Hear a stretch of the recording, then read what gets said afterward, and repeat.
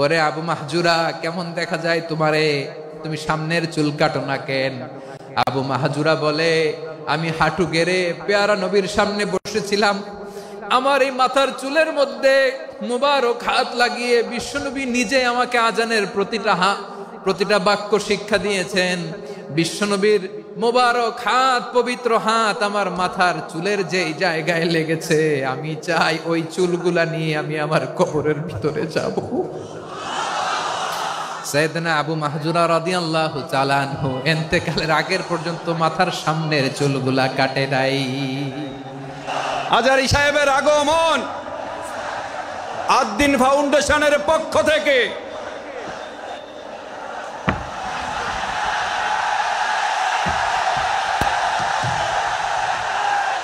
লিল্লাহে তাকবীর, লিল্লাহে তাকবীর। মিজান ভাইয়ের আগমন, শুভেচ্ছা স্বাগতম। মিজান ভাইয়ের আগমন, লিল্লাহে তাকবীর, লিল্লাহে তাকবীর। সম্মানিত হাজিরিন, আপনারা ভালো আছেন সবাই? শীতে কষ্ট হচ্ছে না? মাশাআল্লাহ। 3 দিন ব্যাপী তাফসীরুল কোরআনের প্রোগ্রামের সমাপনী রজনী আজকে। আমি খুব লম্বা সময় নিব না, এটা তোমার বিভাগীয় প্রোগ্রাম, খুলনা বিভাগের প্রোগ্রাম পেয়ে গেছে যশোর। মাশাআল্লাহ, 9টা প্যান্ডেল আছে, এখানে ধাক্কাধাক্কির কোনো মানি হয় না। তোমরা ধাক্কাধাক্কি করবা, এই জন্য প্যান্ডেল করা হয় নাই 9টা। বসো, কোনো কথা নাই। অনেক আলোচনা হয়েছে 3 দিন ব্যাপী, দেশ বরেণ্য প্রথিতযশা ওলামায়ে হযরতের মুখে আপনারা অসংখ্য কথা শুনেছেন। আমলের জন্য এগুলোই যথেষ্ট, নতুন করে আমার বলার কিছুর দরকার নাই। নতুন করে উপস্থাপনের মতো বলার মতো আমার কাছে কিছু নাইও।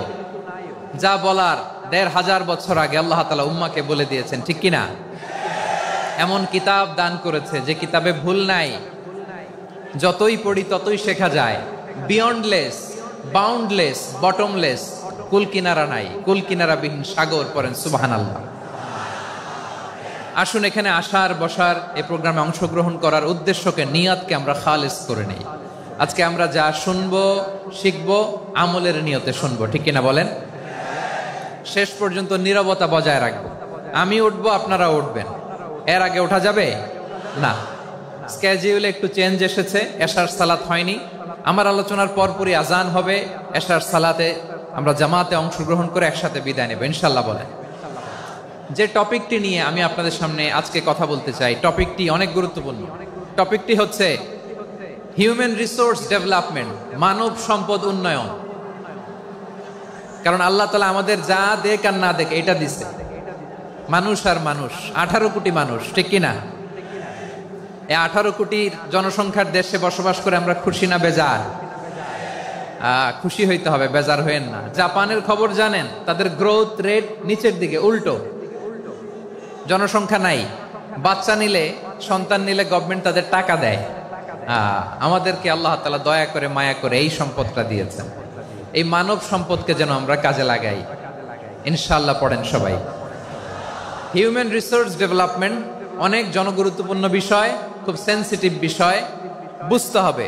যশোরের স্মার্ট ছেলেরা, এই যে আমি যাদেরকে দেখতে পাচ্ছি, all are the Gen Z of Jessore.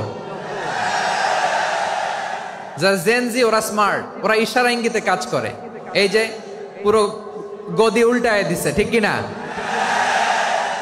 24-এর ছাত্র নাগরিক অভ্যুত্থান আমাদের দেখিয়ে দিচ্ছে কিভাবে চোখের ইশারায় গদি উল্টে দিতে হয়। তো এই জেনজিদের নিয়ে বসেছে, ওরা তো স্মার্ট, ওরা ডিস্টার্ব করবে না। মেহরবানি করে আমার সাথে কানেক্ট করো, 1 to 1, brain to brain, eye to eye contact করো আমার সাথে। তাকাও, কষ্ট হলো আমার দিকে তাকাও, আওয়াজ করা যাবে না, আমার দিকে তাকাও। প্রিয় ভাইয়েরা, হিউম্যান রিসোর্স ডেভেলপমেন্টের ব্যাপারে কিছু কথা বলবো। এই যে আমাদের বিশাল জনসংখ্যা, এই জনসংখ্যাকে কি করে জনসম্পদে রূপান্তরিত করা যায় এ ব্যাপারে কথা বলবো। আমি সূরাতু বনী ইসরাইলের 70 নম্বর আয়াত তেলাওয়াত করেছি। এই আয়াতের আলোকে কিছু কথা আমি আপনাদের সামনে বলবো। আল্লাহ তাআলা ইরশাদ করছেন, ওয়ালাকাদ কাররামনা بني آدم وحملناهم في البر والبحر ورزقناهم من الطيبات وفضلناهم على كثير ممن خلقنا تفضيلا পড়েন আল্লাহু আকবার। রব্বুল আলামিন বলেন ওয়ালাকাদ কাররামনা বানি আদম, আমি বনি আদমকে সম্মানিত করেছি, বনি আদমকে মর্যাদা দিয়েছি। ওয়া হামালনাহুম ফিল বাররি ওয়াল বাহর, বনি আদমকে জলে স্থলে স্থলে এবং সমুদ্রে চলাচলের বাহন দিয়েছি। ওয়া রাযাকনাহুম মিনাত তাইয়্যিবাত, তাদেরকে পবিত্র রিজিকের বন্দোবস্ত করেছি। ওয়া ফাদ্দালনাহুম আলা কাসীরিম মিম্মান খালাকনা তাফদীলা, আর আমি আল্লাহ যাদেরকে সৃষ্টি করেছি তাদের মধ্য থেকে বনি আদমকে আমি শ্রেষ্ঠ বানিয়েছি। আমরা শ্রেষ্ঠ, আমরা আশরাফুল মাখলুকাত। আমরা কি এই যে এমনি চিল্লাচিল্লি করে জিজ্ঞেস করলে বলে না, আমরা আশরাফুল মাখলুকাত। আমরা কি শ্রেষ্ঠ, সবার চেয়ে সেরা। আমাদের মতো করে আল্লাহ কাউকে বানায় নাই। দুই পায়ে ভর করে শির দ্বারা এরকম স্ট্যান্ড রেখে মাথা উঁচু করে দাঁড়াতে পারে এরকম কোন প্রাণী পৃথিবীতে আছে? এজন্য আল্লাহ বলেন ওয়ালাকাদ কাররামনা বানি আদম, আমি বনি আদমকে সম্মানিত করেছি, তাদেরকে আমি মর্যাদা দিয়েছি। তাদেরকে আমি যত মর্যাদা দিয়েছি আমার কোন সৃষ্টিকে এত মর্যাদা দেই নাই। পড়েন সুবহানাল্লাহ। I have dignified the status of the sons of Adam, আদমের সব সন্তানের মর্যাদা আমি বাড়িয়েছি। আল্লাহ এখানে বলেননি ওয়ালাকাদ কাররামনাল মুমিনিন, আমি মুমিনের মর্যাদা বাড়িয়েছি, বলেছেন? আল্লাহ এখানে বলেন নাই ওয়ালাকাদ কাররামনাল মুসলিমিন, আমি মুসলিমের মর্যাদা বাড়িয়েছি। আল্লাহ বলেছেন ওয়ালাকাদ কাররামনা বানি আদম, আমি বনি আদমের সম্মান বাড়িয়েছি। হোক সে মুমিন কিংবা কাফের, মুসলিম কিংবা মুশরিক, আস্তিক কিংবা নাস্তিক, আরব কিংবা অনারব, যেই হোক না কেন আদম সন্তান সবগুলার মর্যাদা বাড়ায় দিয়েছে কে? সবার মর্যাদা আল্লাহ বাড়িয়েছে। মানুষ হিসেবে মর্যাদা। বিশ্বনবী সাল্লাল্লাহু আলাইহি ওয়াসাল্লাম ইহুদির লাশ দেখে দাঁড়িয়ে গেলেন। কার লাশ? আমার যশোরের ভাইয়েরা আওয়াজ করে বলুন, কার লাশ? ইহুদির লাশ দেখে দাঁড়ায় গেলেন। সাহাবারা বললেন ইয়া রাসূলুল্লাহ, আপনি দাঁড়ালেন যে, এটা তো ইহুদির লাশ। বিশ্বনবী বললেন আওয়ালাইসাত নাফসান, এটা কি মানুষ নয়? এটা হোক ইহুদি হোক খ্রিস্টান, এটা তো মানুষ। আমি মানুষ দেখে দাঁড়িয়েছি। আই স্যালিউট দ্য হিউম্যানিটি, আমি মানবতাকে সম্মান করেছি। পড়েন সুবহানাল্লাহ। তাহলে এই জমিনে মানুষের মর্যাদা বেশি, হোক আস্তিক হোক নাস্তিক, হোক মুমিন কিংবা কাফের। আদমের সন্তান হলে, মানুষ হলেই তার মর্যাদা বাড়িয়েছে কে? আমার কলিজার টুকরা যশোরের ভাইয়েরা, মানুষের মর্যাদা আল্লাহ এত বাড়িয়েছেন। মানুষ জীবিত থাকলেও যেমনি মর্যাদাবান, মরে গেলেও মর্যাদাবান। সুবহানাল্লাহ পড়েন। মানুষ মরে গেলে এই ডেড বডিটা কি হয়? পচে যায়, গলে যায়, মাটির সাথে মিশে যায়। তাই বলে আপনি ডেড বডির সাথে যাচ্ছে তাই করতে পারবেন না। পারবেন? কেউ যদি অন্যায় করে তাকে যদি আপনি শাস্তির আওতায় আনেন, যা মনে চায় করতে পারবেন না। তারা আগুন দিয়ে পোড়াতে পারবেন না, নাক কাটতে পারবেন না, কান কাটতে পারবেন না, অঙ্গ বিকৃতি করতে পারবেন না। কারণ মানব জাতির মর্যাদা স্বয়ং দিয়েছে কে? ডেড বডি পচে যাবে, গলে যাবে। তারপর ইসলাম বলে না, খবরদার, এই মরা লাশটারও একটা মর্যাদা আছে না নাই? ইসলাম বলে এই লাশটা গলে যাবে, পচে যাবে, কিন্তু এটার অমর্যাদা করো না। কর্পূর দিয়ে, খেজুর পাতা দিয়ে এটাকে ওয়ার্ম ওয়াটার দিয়ে, গরম পানি দিয়ে ধৌত করো। সাদা শুভ্র ধবধবে কাপড় দিয়ে লাশটাকে তুমি কাভার করো। তারপরে খাটিয়ার মধ্যে লাশটাকে রেখে বিশাল একটা প্রোগ্রাম করো, একটা ফিউনারাল প্রোগ্রাম করো। ওই প্রোগ্রামের ডানে বায়ে পেছনে লাশটারে রাখলে হবে না, প্রোগ্রামের একেবারে সামনটাতে তুমি লাশটাকে রাখো। সুবহানাল্লাহ। একটা ফিউনারাল প্রোগ্রাম করতে হবে, তাকে শেষ বিদায় জানাতে হবে, যেটাকে আমরা জানাজা বলি। কি বলি? জানাজা মানে মাইয়েতের জন্য দোয়া, তার জন্য দোয়া করা হয়। তাকে একটা সিস্টেমেটিক অর্ডারে কবরে রাখা হয়, সুন্দরভাবে সেটাকে কবরস্থ করা হয়, মাটি দেয়া হয়, পানি দেয়া হয়। তার মানে মরে গেলেও মানুষের সম্মান বাড়ায় দিয়েছে কে? এজন্য আল্লাহ বললেন ওয়ালাকাদ কাররামনা বানি আদম, বনি আদমের সম্মান মর্যাদা আমি আল্লাহ বাড়িয়ে দিয়েছি। মানুষের সম্মানে তুমি কখনো আঘাত করো না, ঠিক কি না? তাহলে ভাই, প্রথম মেসেজ হচ্ছে the first and foremost message tonight to the people of জাসর। আল্লাহ বলেন, I have dignified the status of son of Adam. আমি বনি আদম সবার মর্যাদা বাড়িয়ে দিয়েছি, হোক আস্তিক নাস্তিক, হোক কাফের কিংবা মুশরিক, তার মর্যাদা বাড়াই দিছে কে? যখন বন্যা হয় আমরা ত্রাণ নিয়ে যাই, আমরা শুধু মুসলমানদেরকে ত্রাণ দেই নাকি? হ্যাঁ, আমরা মুসলমানকেও দেই, অমুসলমানকেও দেই, হিন্দুকেও দেই, বৌদ্ধকেও দেই। যেখানেই মানবতা বিপন্ন সেখানে ইসলামের হেল্পিং হ্যান্ড আছে না নাই? সুবহানাল্লাহ, কি দিন আমরা পেয়েছি, কি বিধান আমরা পেয়েছি। ওয়ালাকাদ কাররামনা বনি আদম, আমি বনি আদমকে সম্মানিত করেছি। এরপর আল্লাহ বললেন, ওয়া হামালনাহুম ফিল বাররি ওয়াল বাহর, মানুষকে স্থলে এবং সমুদ্রে চলাচলের বাহন আমি দিয়েছি। স্থলে কিভাবে চলবে, জলে কিভাবে চলবে, এই বাহনের ব্যবস্থা করেছে কে? এই জেনজি, এই স্যামড়া, ইরাম করতেছো কিসের জন্য? হ্যাঁ, ইরাম করলে চলবি?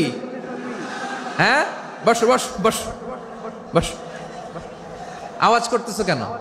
দিবা না, কথা বলতে দিবা না আমাকে? তো এইটা বুঝি তোমাদের ভালোবাসার নমুনা? তোমাদের ভালোবাসার কারণে যদি আমি কোথাও দাঁড়াতেই না পারি, কোথাও বসতে না পারি, কোথাও দুটা কথা বলতে না পারি, এই ভালোবাসা দিয়ে কি হবে আমার? বরং ঘামতে ঘামতে ঘর্মাক্ত হব, রক্তাক্ত হব। কিন্তু সেন্ট্রাল থেকে, সেন্ট্রালি যে ইনস্ট্রাকশন আসবে, সেই ইনস্ট্রাকশনের এক চুল আমরা ডানে বায়ে যাব না। এইটা গণজাগরণের জন্য এইটা দরকার, ইসলামী বিপ্লবের জন্য এইটা দরকার।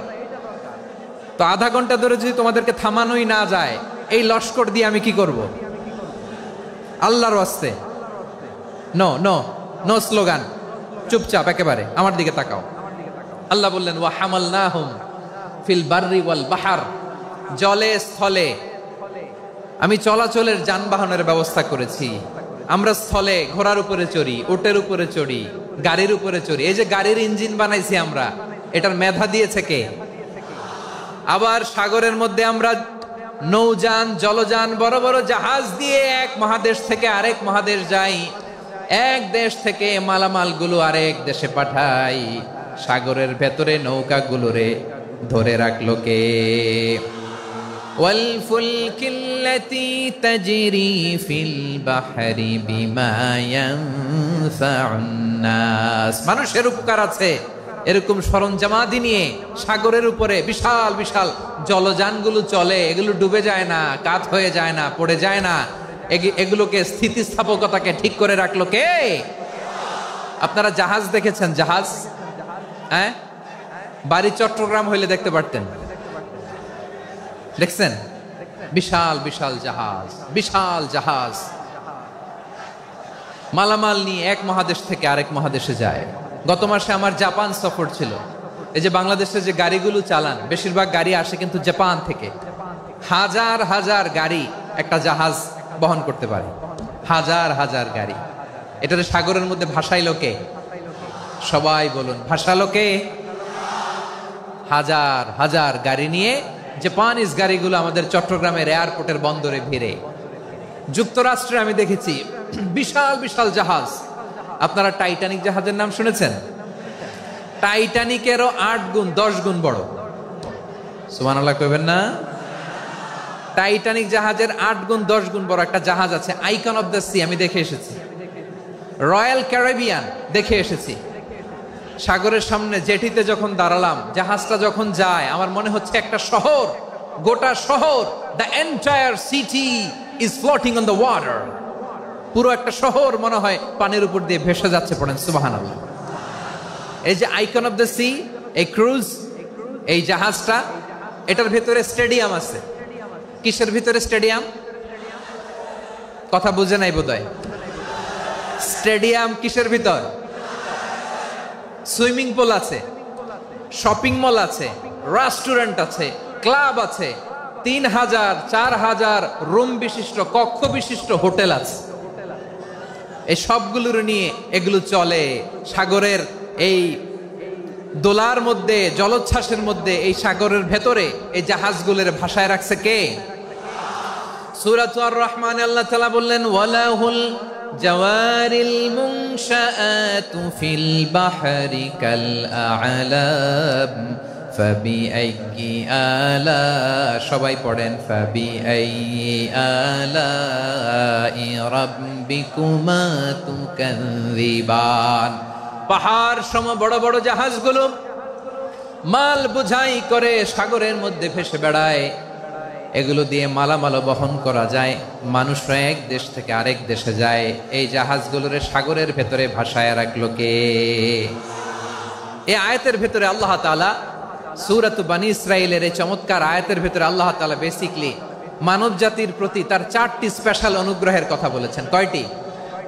2টা বলে ফেলছি। 1 নাম্বার ওয়ালাকাদ কাররামনা বানি আদম, আমি বনি আদমের সম্মান বাড়াইছি। নাকি মুসলমানদের? নাকি মুসল্লিদের? কার সম্মান বাড়িয়েছি? বনি আদমের। তাহলে human dignity, the first part of the verse talks about the human dignity. 2 number অংশে আল্লাহ তাআলা বললেন ওয়া হামালনাহুম ফিল বাররি ওয়াল বাহর, স্থলে এবং সমুদ্রে আমি তাদের জন্য চলাচলের বাহন দিয়েছি। সুবহানাল্লাহ। তার মানে smooth movement on land and sea, জলে এবং স্থলে যাতে আমরা স্মুথলি মুভ করতে পারি আল্লাহ তাআলা দিয়েছেন। 3 নম্বরে আল্লাহ তাআলা বললেন ওয়া রাযাকনাহুম মিনাত তাইয়্যিবাত, মানুষের জন্য আমি পবিত্র রিজিকের ব্যবস্থা করেছি। জলে এবং স্থলে যত প্রাণী আছে সবগুলা প্রাণীকে রিজিক দেয় কে? আমাদেরকে রিজিক দেয় কে? সাগরের মাছগুলোকে, বড় বড় তিমি মাছগুলোরে রিজিক দেয় কে? বাতাসের মধ্যে ভেসে বেড়ানো বড় বড় পাখিগুলো, স্ক্যান্ডিনেভিয়ান কান্ট্রি থেকে লক্ষ লক্ষ কোটি কোটি পাখিগুলো যে এক দেশ থেকে আরেক দেশে ট্রান্সফার হয়, এগুলোর রিজিক দেয় কে?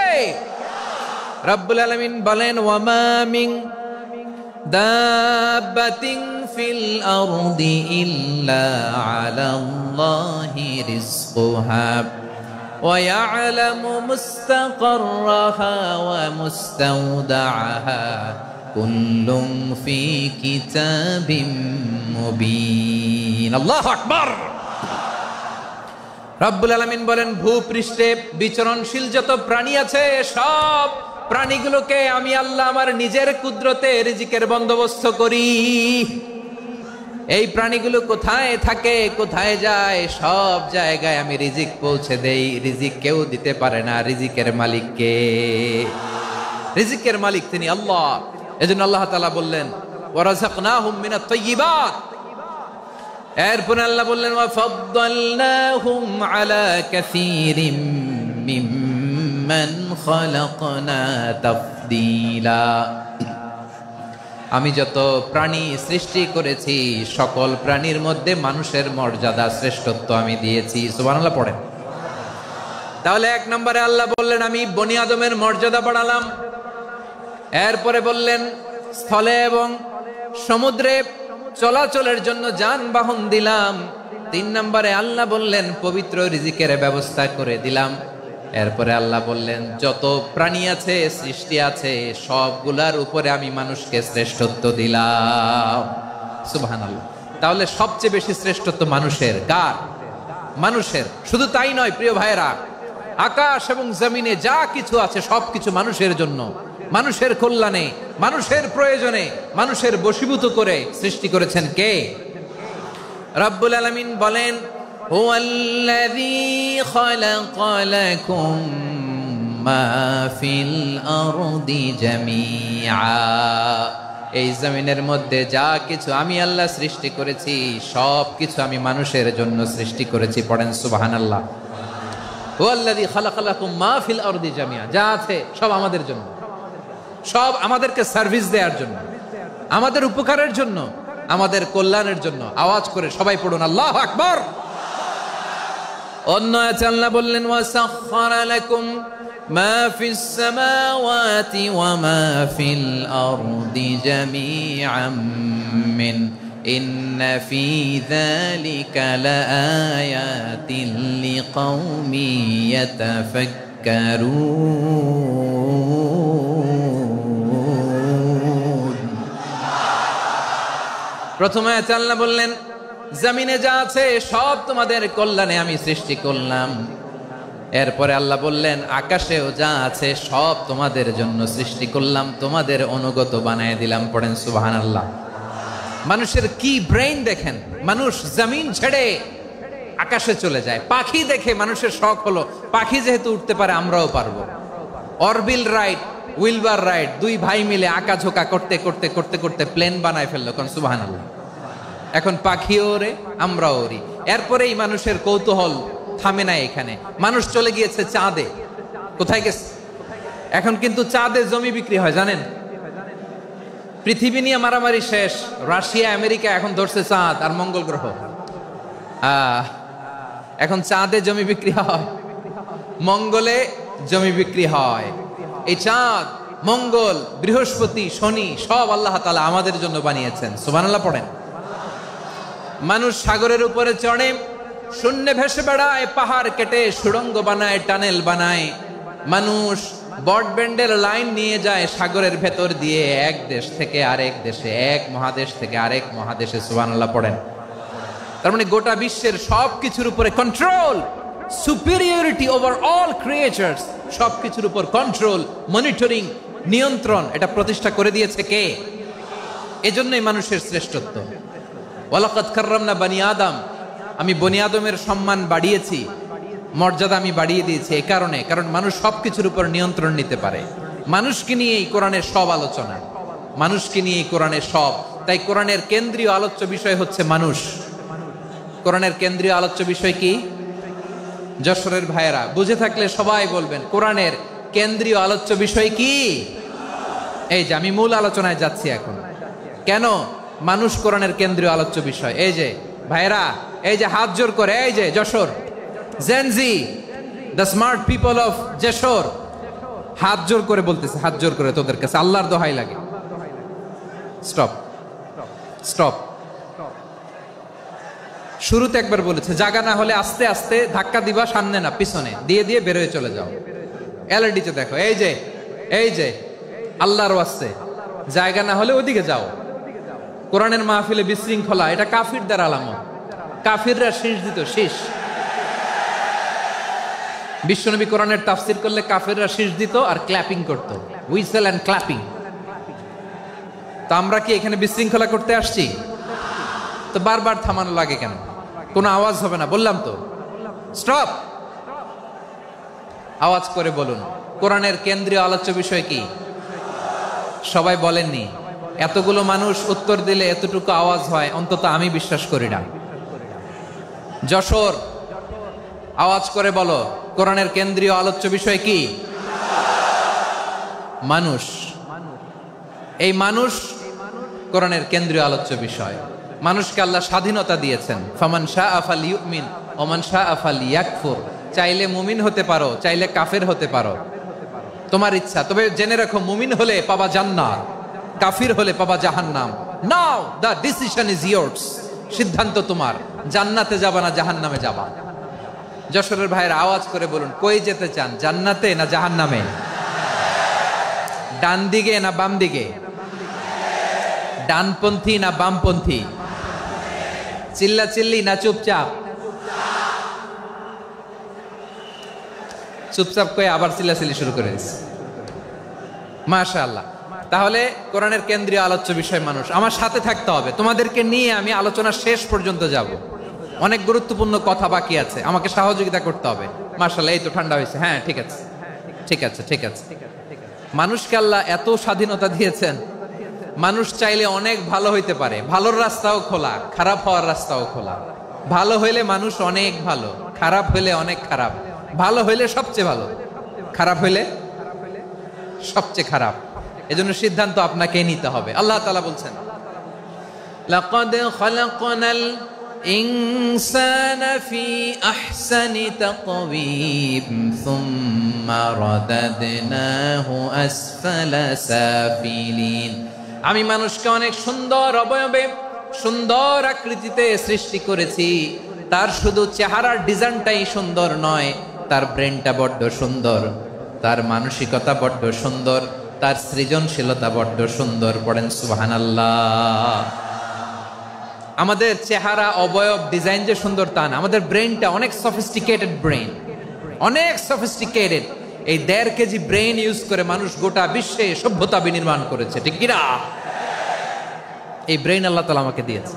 এটারে কাজে লাগালে, আপনার 6 সেন্স কাজে লাগালে আপনি অনন্য মানুষ হয়ে উঠবেন, মহামানবে রূপান্তরিত হবেন। মানুষ হতে পারে, চাইলেই মহামানব হতে পারে। আবার যদি মানুষ চায় খারাপও হতে পারে। আল্লাহ বললেন শুধু ভালোই না, ভালো হতে চাইলে অনেক ভালো তুমি হতে পারো, আবার খারাপ হতে চাইলে অনেক খারাপ তুমি হতে পারো। সুম্মা রাদাদনাহু আসফালা সাফিলিন। খারাপ হলে একেবারে খারাপ হতে পারো, নিকৃষ্ট হলে একেবারে নিকৃষ্ট হতে পারো, ভালো হলেও ভালো হতে পারো। কোন সুবহানাল্লাহ। এবার আওয়াজ করে বলুন, ভালো হতে চাই না খারাপ? শ্রেষ্ঠ না নিকৃষ্ট? মানুষ ভালো হলে মানুষ ফেরেশতার চেয়েও ভালো, মানুষ খারাপ হলে সে পশুর চেয়েও খারাপ। কথা ঠিক কিনা বলেন? ভালো হলে ফেরেশতার চেয়েও ভালো, খারাপ হলে পশুর চেয়েও নিকৃষ্ট। তার মানে শ্রেষ্ঠত্বে মানুষ, শ্রেষ্ঠত্বে ফেরেশতাকে হার মানায়, আর অধপতনে শ্রেষ্ঠত্বে ফেরেশতাকে ছাড়িয়ে যায়, আর অধপতনে পশুকেও হার মানায়। আই রিপিট, আমি আবারও বলছি, মানুষ শ্রেষ্ঠত্বে ফেরেশতাকে ছাড়িয়ে যায়, আর অধপতনে সে পশুকেও হার মানায়। আওয়াজ করে বলতে হবে ঠিক কি না? এটার প্রমাণ কি? মানুষ শ্রেষ্ঠ হইলে যে ফেরেশতার চেয়েও সেরা, তার প্রমাণ কি? আল্লাহ তাআলা বলছেন, ওয়া ইয কুলনা লিল মালাইকাতি ইসজুদু লি আদম ফাসাজাদু ইল্লা ইবলিস আবা ওয়াস্তাকবারা ওয়া কানা মিনাল কাফিরিন। আল্লাহ বলেন, স্মরণ করো সে সময়ের কথা যখন আমি ফেরেশতাদেরকে বললাম, ও ফেরেশতারা আদমকে সিজদা দাও। সব ফেরেশতারা সম্মান সূচক সিজদা আদমকে দিল, তারা আদমের জন্য সিজদায় লুটিয়ে পড়লো, একজন ছাড়া, তার নাম ইবলিস। আওয়াজ করে বলেন, তার নাম কি? সে অহংকার প্রদর্শন করলো, সে কাফের হয়ে গেল, বাকি সব ফেরেশতারা সিজদা দিল। সুবহানাল্লাহ। আবার আদম আলাইহিস সালামকে আল্লাহ জিজ্ঞেস করলেন, সব বলে দিল উত্তর, কিন্তু ফেরেশতাদেরকে একই প্রশ্ন জিজ্ঞেস করলেন, তারা উত্তর করতে পারে নাই। তার মানে এর মধ্য দিয়ে প্রমাণিত হয়, মানুষ ভালো হলে ফেরেশতার চেয়েও ভালো, ফেরেশতার চেয়েও মানুষের মর্যাদা বাড়িয়ে দিয়েছে কে? সব নূরের ফেরেশতা যখন মাটির আদমকে সেজদা দেয়, এটা প্রমাণ করে ফেরেশতার চেয়েও মানুষের মর্যাদা বাড়িয়ে দিয়েছে কে? তুমি মাটির আদমকে প্রথম সৃষ্টি করিয়া ঘোষণা করিয়া দিলে শ্রেষ্ঠ বলিয়া, তাই তো নূরের ফেরেশতা করে আদমকে সেজদা। ঠিক কিনা বলেন?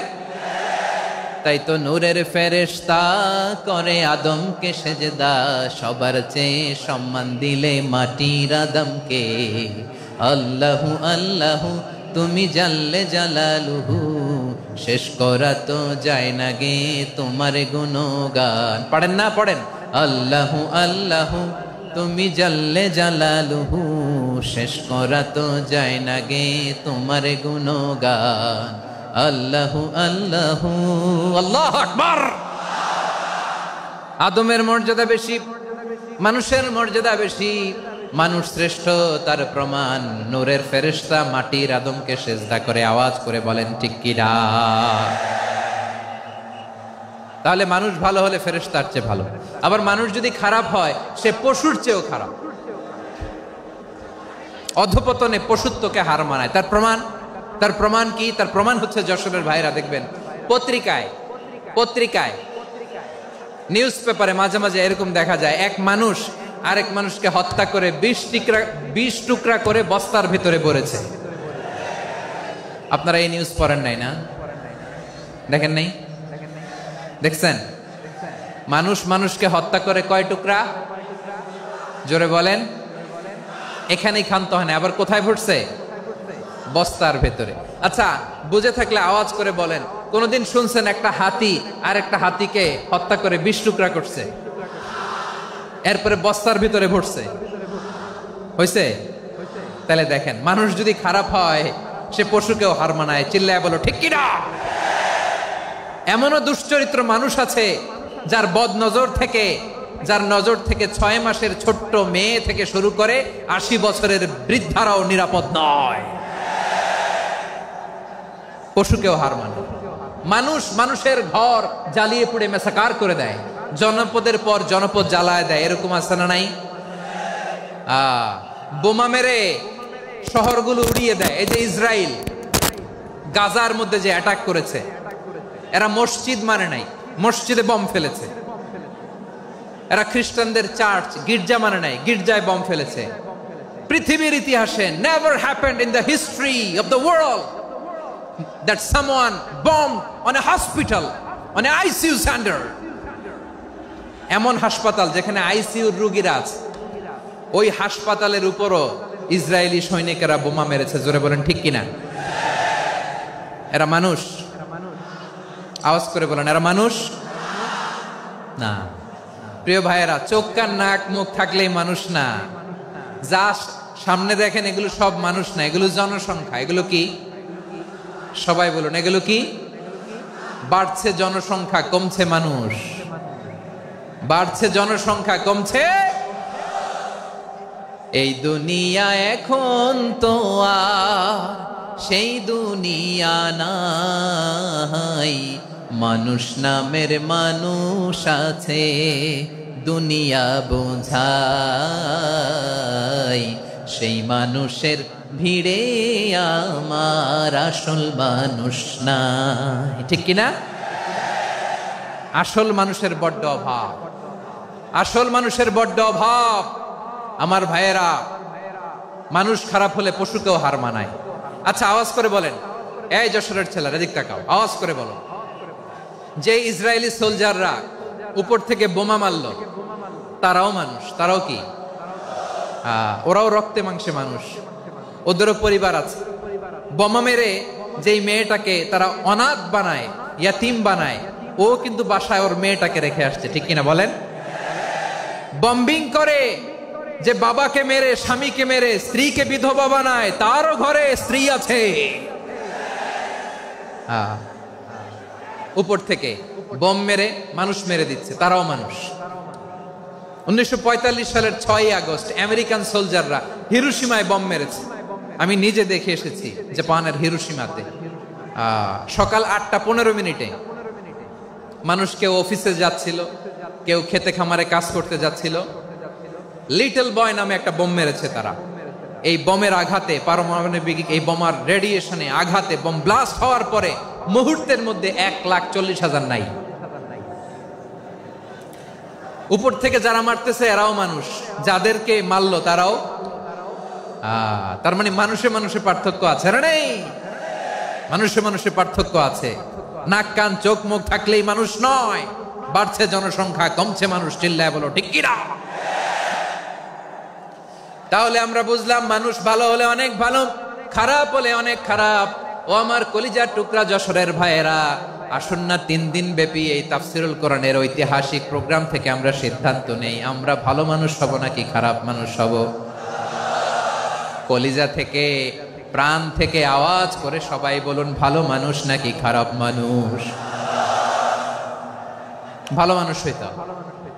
ভালো মানুষ যারা জগৎটাকে এনলাইটেন করবে, যারা এনলাইটেন করবে, যারা সত্যের বীর সেনানী হয়ে দাঁড়াবে, যারা সত্যের পক্ষে কথা বলবে, যারা জালিমের মসনদকে ভেঙে খান খান করে দেবে, এরকম হওয়ার দরকার আছে না নাই? এরকম ভালো মানুষ আমরা হতে চাই কি চাই না? মানুষকে যত্ন নিলে মানুষ যে কত ভালো হয় আপনি কল্পনাও করতে পারবেন না। এই যে আপনাদের যশোরে যে ভালো ছেলেগুলো আছে, যে ভালো তরুণগুলো আছে, যে যুবকগুলো আছে, যে ভালো আলেমরা আছে, ভালো নেতারা আছে, সবাই যদি তাদের মতো হতো, পুরো যশোরটা একটা জান্নাতের টুকরা হয়ে যেত। আওয়াজ করে বলেন ঠিক কিনা? মানুষকে নার্চারিং করলে, মানুষকে পলিশ করলে, মানুষকে গ্রুমিং করলে, মানুষকে সঠিক তারবিয়া দিলে মানুষ অনন্য হয়ে ওঠে। প্রতিটি মানুষ অনন্য। আমি অনন্য, আপনি অনন্য, আমরা সবাই অনন্য। সুবহানাল্লাহ বলেন। মানুষকে আল্লাহ তাআলা দিয়েছেন অসীম ক্ষমতা, অসীম ক্ষমতা। সুবহানাল্লাহ। একটা মানুষ পারে না এমন কিছু নাই। একটা মানুষ পারেন এমন কিছু নাই, বিশ্বাস করতে হবে। মানুষ যা কল্পনা করতে পারে ওইটা মানুষ করে দেখাতে পারে। যশোরের ভাইয়ের, আই রিপিট, আমি আবারও বলছি, এই চিল্লাচিল্লি করলে আমার এই গুরুত্বপূর্ণ কথা তোমরা মিস করবা।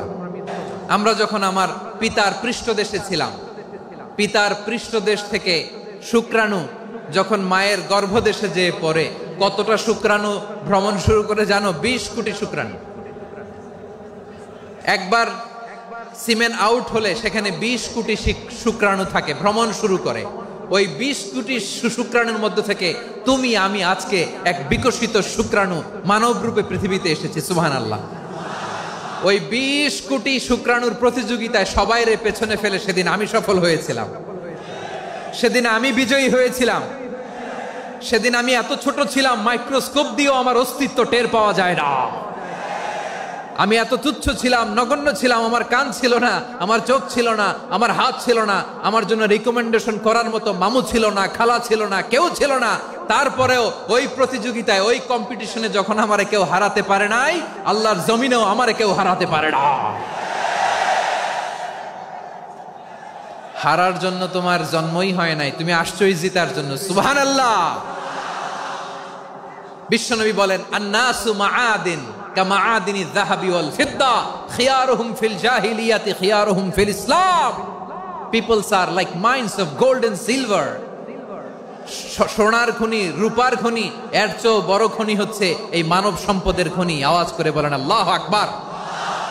আল্লাহ তাআলা এই সম্পদ আমাদেরকে দিয়েছে। বিশ্বনবী বলেন, মানুষ হচ্ছে খনির মতো। খিয়ারুহুম ফিল জাহিলিয়াতি খিয়ারুহুম ফিল ইসলাম। জাহিলি যুগে যারা সেরা, ইসলামেও তারা সেরা। ইদা ফাকুহু, যদি তারা বুঝবান হয় তাহলে তাদেরকে সেরা বানায় দিবে কে? তাহলে মানুষের চেয়ে সেরা কেউ হতে পারে? মানুষের চেয়ে অনন্য কেউ হতে পারে? মানুষকে কেউ হারাতে পারে? আওয়াজ করে বলো, তোমাকে কেউ হারাতে পারবে? এই সাহস জাগছে আজকের আলোচনা থেকে। আমি তুমি অনন্য, আমাকে তোমাকে হারায় দেওয়া এত সহজ না, ঠিক কিনা? একটা কথা জীবনের সাথে সেট করে নিতে হবে, আমি জিতি নয় শিখি, আমি কখনো হারি না। জীবনের সাথে সেট করে নাও, জেনজি অফ যশোর, আমি কখনো হারি না, আমি হয় জিতি নয় শিখি। চিল্লায় বলো ঠিক কিনা? আমি কখনো হারি না, আমার হারানো এত সোজা না। কি সাহস জাগছে? বুকে সাহস জাগছে? তাকবীর পড়ো, লিল্লাহে তাকবীর।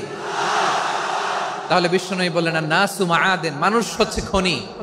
এই ধাক্কা ধাক্কি, আমি জানি এগুলো ভালোবাসার ধাক্কা ধাক্কি, এজন্য আমি সহ্য করে নেই। এগুলো যে ভালোবাসার ধাক্কা ধাক্কি, এটা আমরা বুঝি। পৃথিবীর কোন আইন, সিকিউরিটি প্রটোকল দিয়ে এটারে মানানো যাবে না, কারণ এটা তো ভালোবাসা, লাভ। লাভ কোনো আইন কানুন দিয়ে বাধা যায় না, মানানো যায় না, ঠিক কিনা বলো?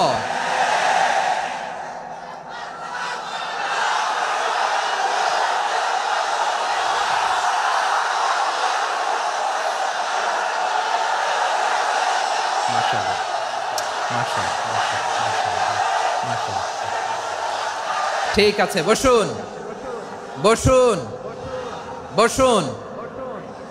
আল নাসু মাআদিন, মানুষ হচ্ছে খনি। এই খনির যত্ন নিতে হবে। আমার মা বাবা যারা এসেছেন, আপনার ছেলে মেয়ের যত্ন নেন। আপনার ছেলের মধ্যে যে কি পটেনশিয়াল আপনি জানেন না। আপনার এই ছোট্ট অবুজ ছেলেটাই আগামী দিনের শায়েখ আহমদুল্লাহ হবে। আপনার হেফজখানায় পড়া ওই ছোট্ট ছেলেটাই আগামী দিনের আল্লামা মামুনুল হক হবে। আপনার ওই ছেলেটা আমির হামজা হবে, আব্দুল হাই সাইফুল্লাহ হবে। এভাবে বড় বড় আলেম হবে, তারা যুগশ্রেষ্ঠ আলেম হবে। সেই একদিন এই বাংলাদেশের পার্লামেন্টে যে বক্তব্য দিয়ে যশোরের পক্ষে কথা বলবে। আপনি জানেন না, কাউকে ছোট করবেন না, আপনি ওর কনফিডেন্স আপনি কমাবেন না, আপনি কমাতে পারেন না। প্যান্ডেলে আমার যে মা বোনেরা আছেন, ছেলে মেয়েদেরকে কখনো ছোট করে কথা বলবেন না। ও যে কোথায় যাবে আপনি জানেন না, আপনি মা হয়ে তাকে সাহস দিবেন, তার কল্পনার জগৎটাকে সাজাতে তাকে উৎসাহিত করবেন, ঠিক কিনা বলেন? আর আমার প্যান্ডেলের আমার প্রিয় শ্রদ্ধাশীলা মায়েরা বোনেরা, আপনারা তো আরো দামি সম্পদ। বিশ্বনবী বলেন, আর দুনিয়া কুল্লুহা মাতা। আল্লাহ আল্লাহ আল্লাহ, বিশ্বনবীর কথার ওজন দেখেন, আর দুনিয়া কুল্লুহা মাতা ওয়া খায়রু মাতা'আদ দুনিয়াল মারআতুস সালিহা। বিশ্বনবী বলেন, দুনিয়ায় যা দেখো সব আল্লাহর দেওয়া অ্যাসেট, মানে সম্পদ। আর এত অ্যাসেটের ভিড়ে সবচেয়ে শ্রেষ্ঠ সম্পদ হচ্ছে নেককার নারী। সুবহানাল্লাহ। ভাইয়েরা বোনের সাথে খারাপ আচরণ করো না, সন্তান মায়ের সাথে খারাপ আচরণ করো না। আমাদের মায়েরা আমাদের asset, they are our priceless asset. কারণ এই মায়েদের পেটে এসেছে আল্লাহর ওলিরা, এই মায়েদের পেটে এসেছে খান জাহান আলী, এই মায়ের পেটে এসেছে শাহজালাল ইয়ামানি, এই মায়ের পেটে এসেছে আল্লাহর সব নবীরা। নাকি নবীরা আকাশ থেকে ধপ করে জমিনে নেমে আসছে? মায়ের পেটে আসছে। এই মায়ের পেটগুলো খনি। আমার সম্মানিতা মায়েরা বোনেরা, নিজেকে ইসলাম দিয়ে সাজান, নিজেকে ইসলাম দিয়ে সাজান, নিজেকে পবিত্র রাখুন, নিজের আব্রু ইমান ইজ্জতের হেফাজত করুন, কোরআন পড়ুন, সুন্নাহ পড়ুন। আপনি জানেন না আপনার গর্ভে কে আসছে, কোন ক্ষণজন্মা পুরুষকে আল্লাহ তাআলা আপনার গর্ভে পাঠাবে আপনি জানেন না। মায়েরা নিজেদেরকে পবিত্র রাখুন, ইসলাম চর্চা করুন, কোরআন চর্চা করুন, নৈতিকতা দিয়ে নিজেকে সাজান। যশোরের জেনজি, নিজেদেরকে প্রস্তুত রাখো আগামীর বাংলাদেশের জন্য। নৈতিকতা, মোরালিটি, ভ্যালিউজ দিয়ে নিজেকে সাজাও, ইসলাম দিয়ে নিজেকে সাজাও। কারণ আগামীর বাংলাদেশ ইসলামের বাংলাদেশ। বাংলাদেশের আসল পরিচয় ইসলাম।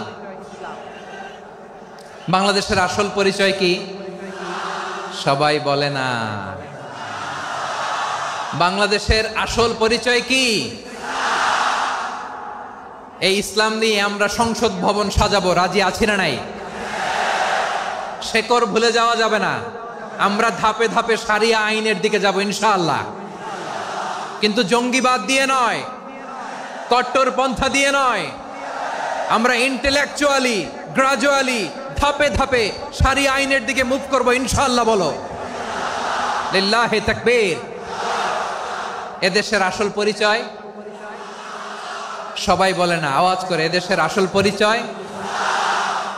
এদেশে আজান শুনে সূর্য ওঠে শহর গ্রামে, এদেশে আজান শুনে সূর্য ডুবে সন্ধ্যা নামে, এদেশে সকল কাজে সবাই বলে বিসমিল্লাহ, এদেশে ভালো কিছু দেখে শুনে হাসি মুখে সবাই বলে মাশা আল্লাহ।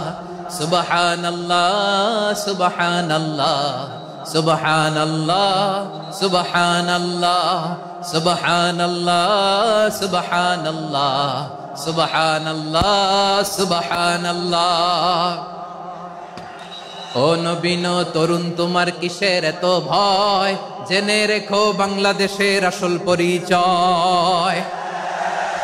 বাংলাদেশের আসল পরিচয় ইসলাম। আওয়াজ তুলে বলো, আসল পরিচয় কি? এদেশে পরস্পরে দেখা হলে দেয় সালাম, এদেশে আমজনতার হৃদয় জুড়ে পাক্কালাম। ঠিক না? এদেশে বিপদ এলে সর্বজনে সর্বক্ষণে দোয়া পড়ে ইন্না লিল্লাহ, সুবহানাল্লাহ, সুবহানাল্লাহ, সুবহানাল্লাহ, সুবহানাল্লাহ। এদেশে আজান শুনে সূর্য ওঠে শহর গ্রামে, এদেশে আজান শুনে সূর্য ডুবে সন্ধ্যা নামে, এদেশে সকল কাজে সবাই বলে বিসমিল্লাহ, এদেশে ভালো কিছু দেখে শুনে হাসি মুখে সবাই বলে মাশা আল্লাহ। সুবহানাল্লাহ, আওয়াজ করে সুবহানাল্লাহ, সুবহানাল্লাহ, সুবহানাল্লাহ, সুবহানাল্লাহ। সবাই একসাথে সুবহানাল্লাহ, সুবহানাল্লাহ, সুবহানাল্লাহ, সুবহানাল্লাহ। এদেশের আসল পরিচয় কি? আওয়াজ করে বলতে ভয় লাগে। এদেশের আসল পরিচয় কি? ইসলাম দিয়ে আমাদের সংসদ ভবন চলুক, আমরা চাই কি চাই না? বঙ্গভবনে লা ইলাহা ইল্লাল্লাহর পতাকা উড়ুক, আমরা চাই কি চাই না? প্রতিটি জেলা অফিসে, ডিসি অফিসে লা ইলাহার পতাকা ঝুলুক, আমরা চাই কি চাই না? কারা কারা চাই হাত তুলে আল্লাহরে দেখায়।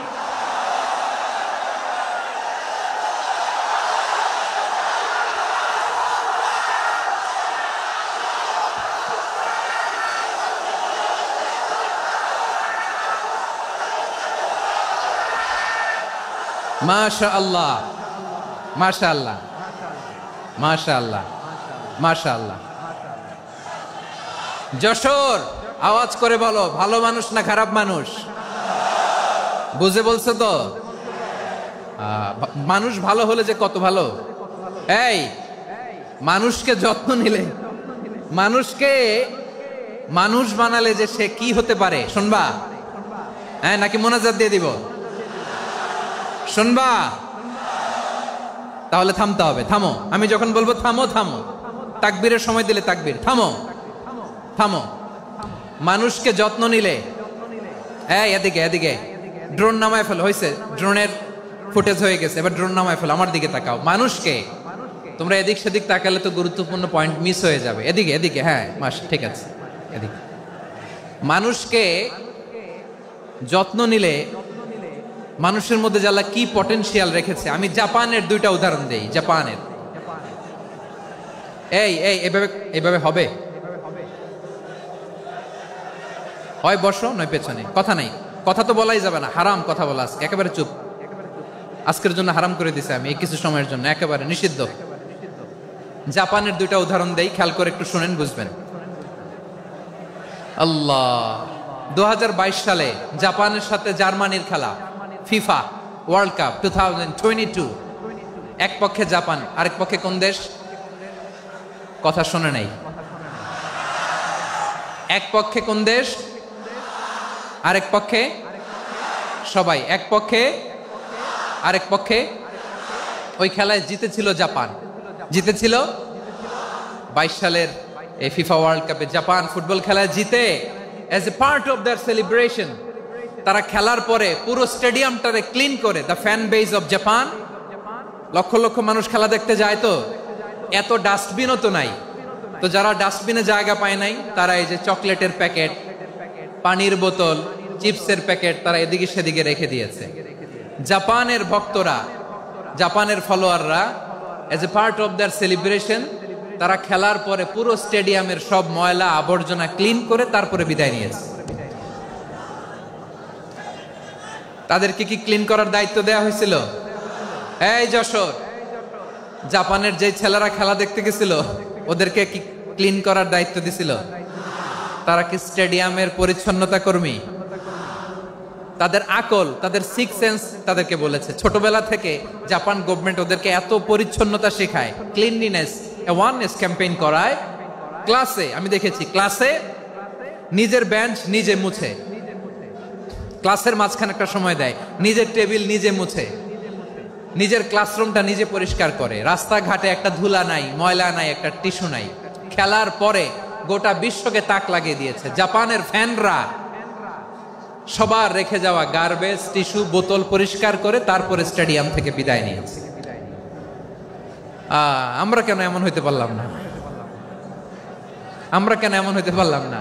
জাপানের যারা এগুলো করছে ওদের 3টা করে চোখ না? চোখ তো 3টা, জাপানা লাগো, জাপানা লাগো। হাত তো 4টা, কান তো 6টা।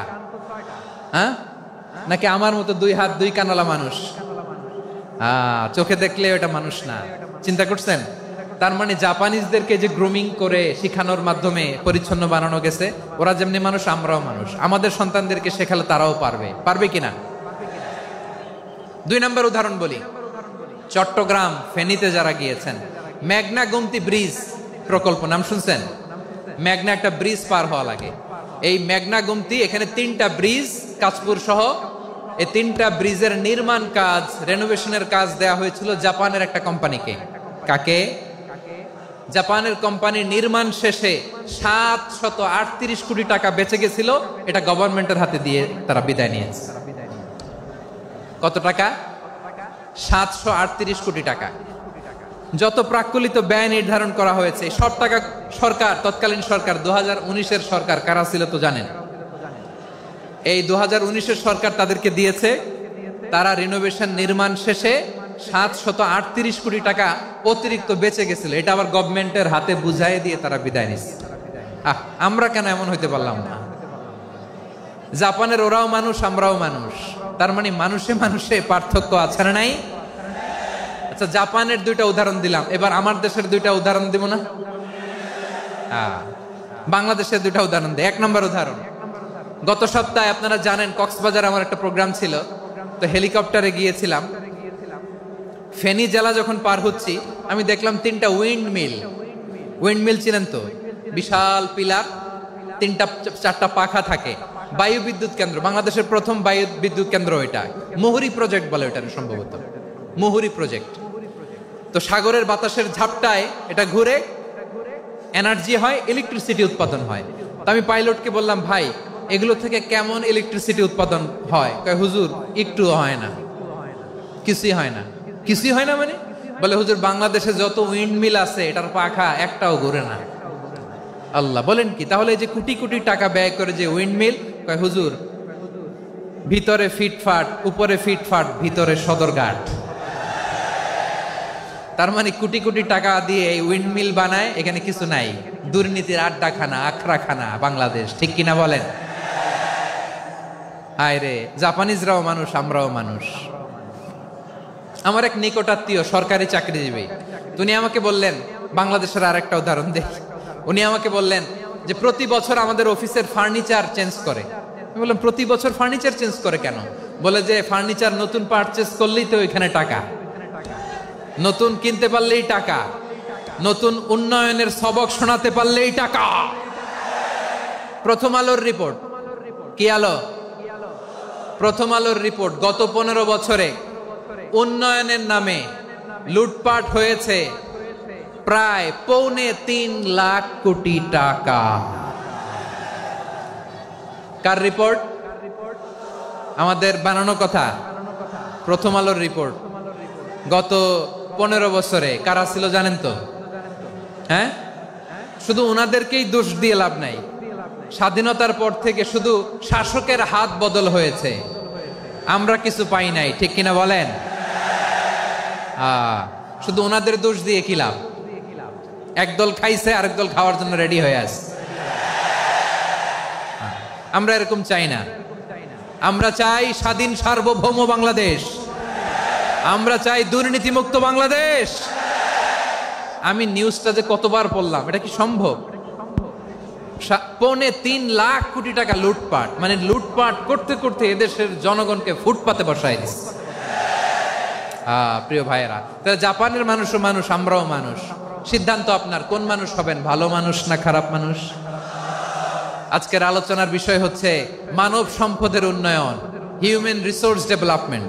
It's a process to increase the capacity of knowledge, skill, capacity of the people of a country. একটা দেশের মানুষের জ্ঞান, তাদের দক্ষতা কি করে বাড়ানো যায়, বাড়িয়ে দেশের উন্নয়ন করানো যায়, এটাই হচ্ছে মানব সম্পদ উন্নয়নের মূল কথা। তাহলে মানব সম্পদ হচ্ছে একটা দেশের সবচাইতে শক্তিশালী পুঁজি। প্রাকৃতিক সম্পদ, খনিজ সম্পদের চেয়েও দামি হচ্ছে মানব সম্পদ। আমার প্রিয় যশোর, প্রাকৃতিক সম্পদ, খনিজ সম্পদের চেয়ে দামি সম্পদ কি সম্পদ? আল্লাহ তাআলা দয়া করে আমাদেরকে এই মানব সম্পদ দিয়েছেন। আসুন আমাদের এই মানুষগুলোকে আমরা সোনার মানুষ বানাই। রাজি আছেন তো সবাই? রাজি আছেন? মানুষ পারে না এমন কোনো কিছু নাই, চাইলে সব পারে। এজন্য মানুষকে তারবিয়া দিতে হবে, যথাযথভাবে তাদেরকে গড়তে হবে। আসুন আমরা সিরাতের আয়নায় বিশ্বনবীর জীবনী থেকে দেখি তিনি কিভাবে হিউম্যান রিসোর্সকে ম্যানেজ করতেন। যদি আপনাদের সময় হয়, 2-1টা উদাহরণ দিয়ে আজকে আমি আমার আলোচনার বিদায় নিব। হবে সময় হবে কয়েক মিনিট? হ্যাঁ, শান্ত থাকবেন তো? শান্ত থাকবা? হ্যাঁ, ঠিক আছে। এই ধাক্কার মধ্যে ঢুকছে, এবার মজা বুঝতেছো তো? হ্যাঁ, মানা করছিলাম না? ঠিক আছে, টের পাও। হ্যাঁ, ঠিক আছে। যে আওয়াজ করবে আমি ওকে দেখতেছি, কে কে আওয়াজ করে দেখতেছি। শেষ কথা, শেষের দিকে চলে আসছি।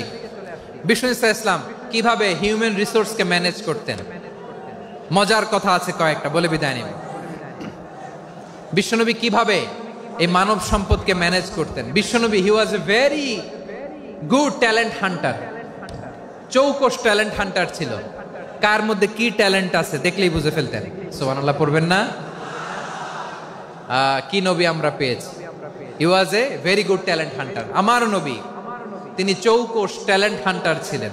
কার মধ্যে কি প্রতিভা বের করতেন, ওই প্রতিভাকে ইসলামের কল্যাণে কাজে লাগাতেন।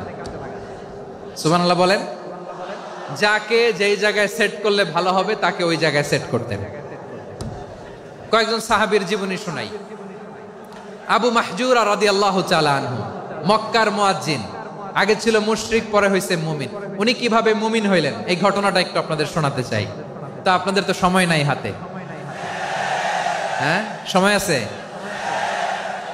এই জেনজি শেষ করে দিল আজকের প্রোগ্রামটা। 1 ঘন্টা ধাক্কা ধাক্কি করে কেমনে দাঁড়ায় আছে আমি বুঝলাম না।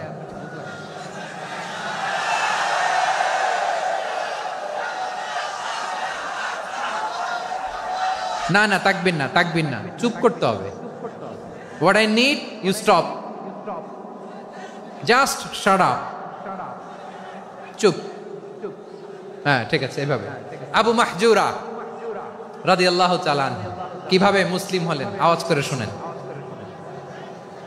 হুনাইনের যুদ্ধ 8ম হিজরি, বিষ্ণু ইসলাম হুনাইনের যুদ্ধ শেষে ফিরতেছেন।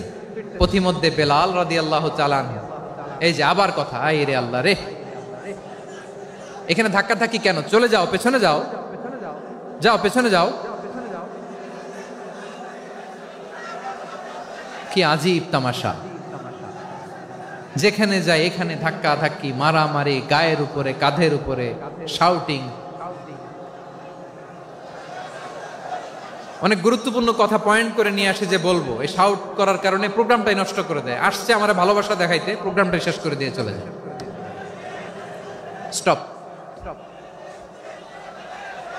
আবার কথা বল, স্টপ। হুনাইনের যুদ্ধে 8ম হিজরি, কত হিজরি সবাই বলেন না একটু, কত হিজরি?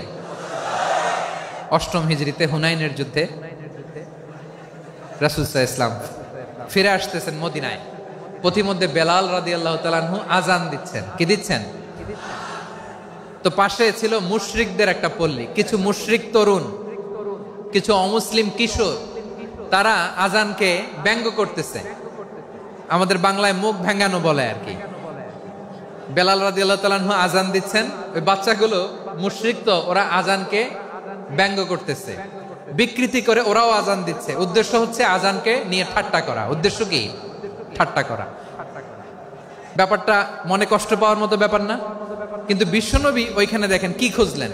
বিশ্বনবী খেয়াল করলেন অমুসলিম কিশোরদের মধ্য থেকে একটা কিশোরের গলাটা বড় দরাজ গলা, কণ্ঠটা বড় সুন্দর। খেয়াল করে দেখলেন যে কিছু কিশোর বেলালের আজানকে ব্যঙ্গ করে, বিকৃতি করে, কিন্তু একজনের কণ্ঠ দেখতে পাচ্ছেন না এত দূরে, কিন্তু কণ্ঠটা বড় সুন্দর, দরাজ গলা। বিশ্বনবী সাহাবীদেরকে বললেন, ধরো এগুলারে, ধরো। সবগুলারে ধরে বিশ্বনবীর সামনে আনা হলো। ওরা হাঁটু গেড়ে বসলো। বিশ্বনবী বললেন, তোমাদের মধ্যে কে যেন ব্যঙ্গ করে আজান দিচ্ছিল, তার গলাটা বড় উঁচু, গলার বেসটা বড় মজবুত, মেলোডিয়াস, সুমধুর কণ্ঠ। কে? আবু মাহজুরা বলে, আমার বন্ধুরা সবাই আমার দিকে আঙ্গুল দেখায়, আমি পড়ে গেছি বিপদে। রাসূল সাল্লাল্লাহু আলাইহি ওয়াসাল্লাম বাকি অমুসলিম তরুণদেরকে ছেড়ে দিলেন, বললেন তোমরা যাও। এবার আবু মাহজুরারে পাইছে। আবু মাহজুরার চুলের মধ্যে হাত দিলেন বিশ্বনবী, মাথায় হাত দিয়ে বললেন, এবার আজান দাও দেখি।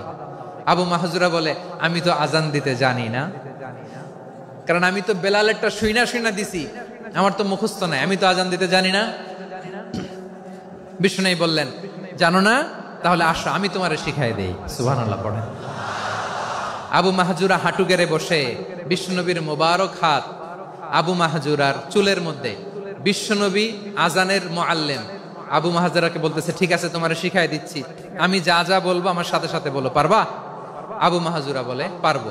বিশ্বনবী আজান দিচ্ছেন, মাথায় হাত দিয়ে, আল্লাহু আকবার,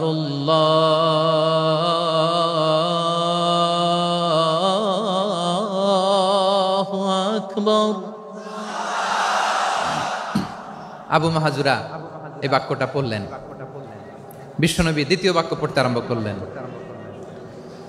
আল্লাহু আকবার,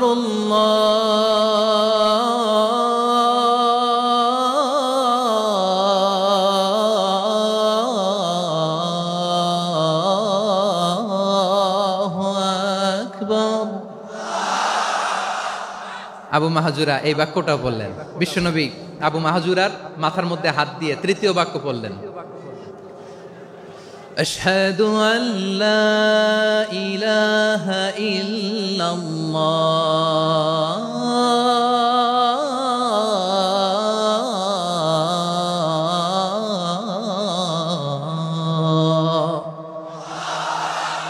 আবু মাহাজুরা তৃতীয় বাক্য পড়লেন। বিশ্বনবী একটা বাক্য পরে আবু মাহাজুরা পরে, বিশ্বনবী পরে আবু মাহাজুরা পরে। আবু মাহাজুরা কিন্তু অমুসলিম, মুশরিক।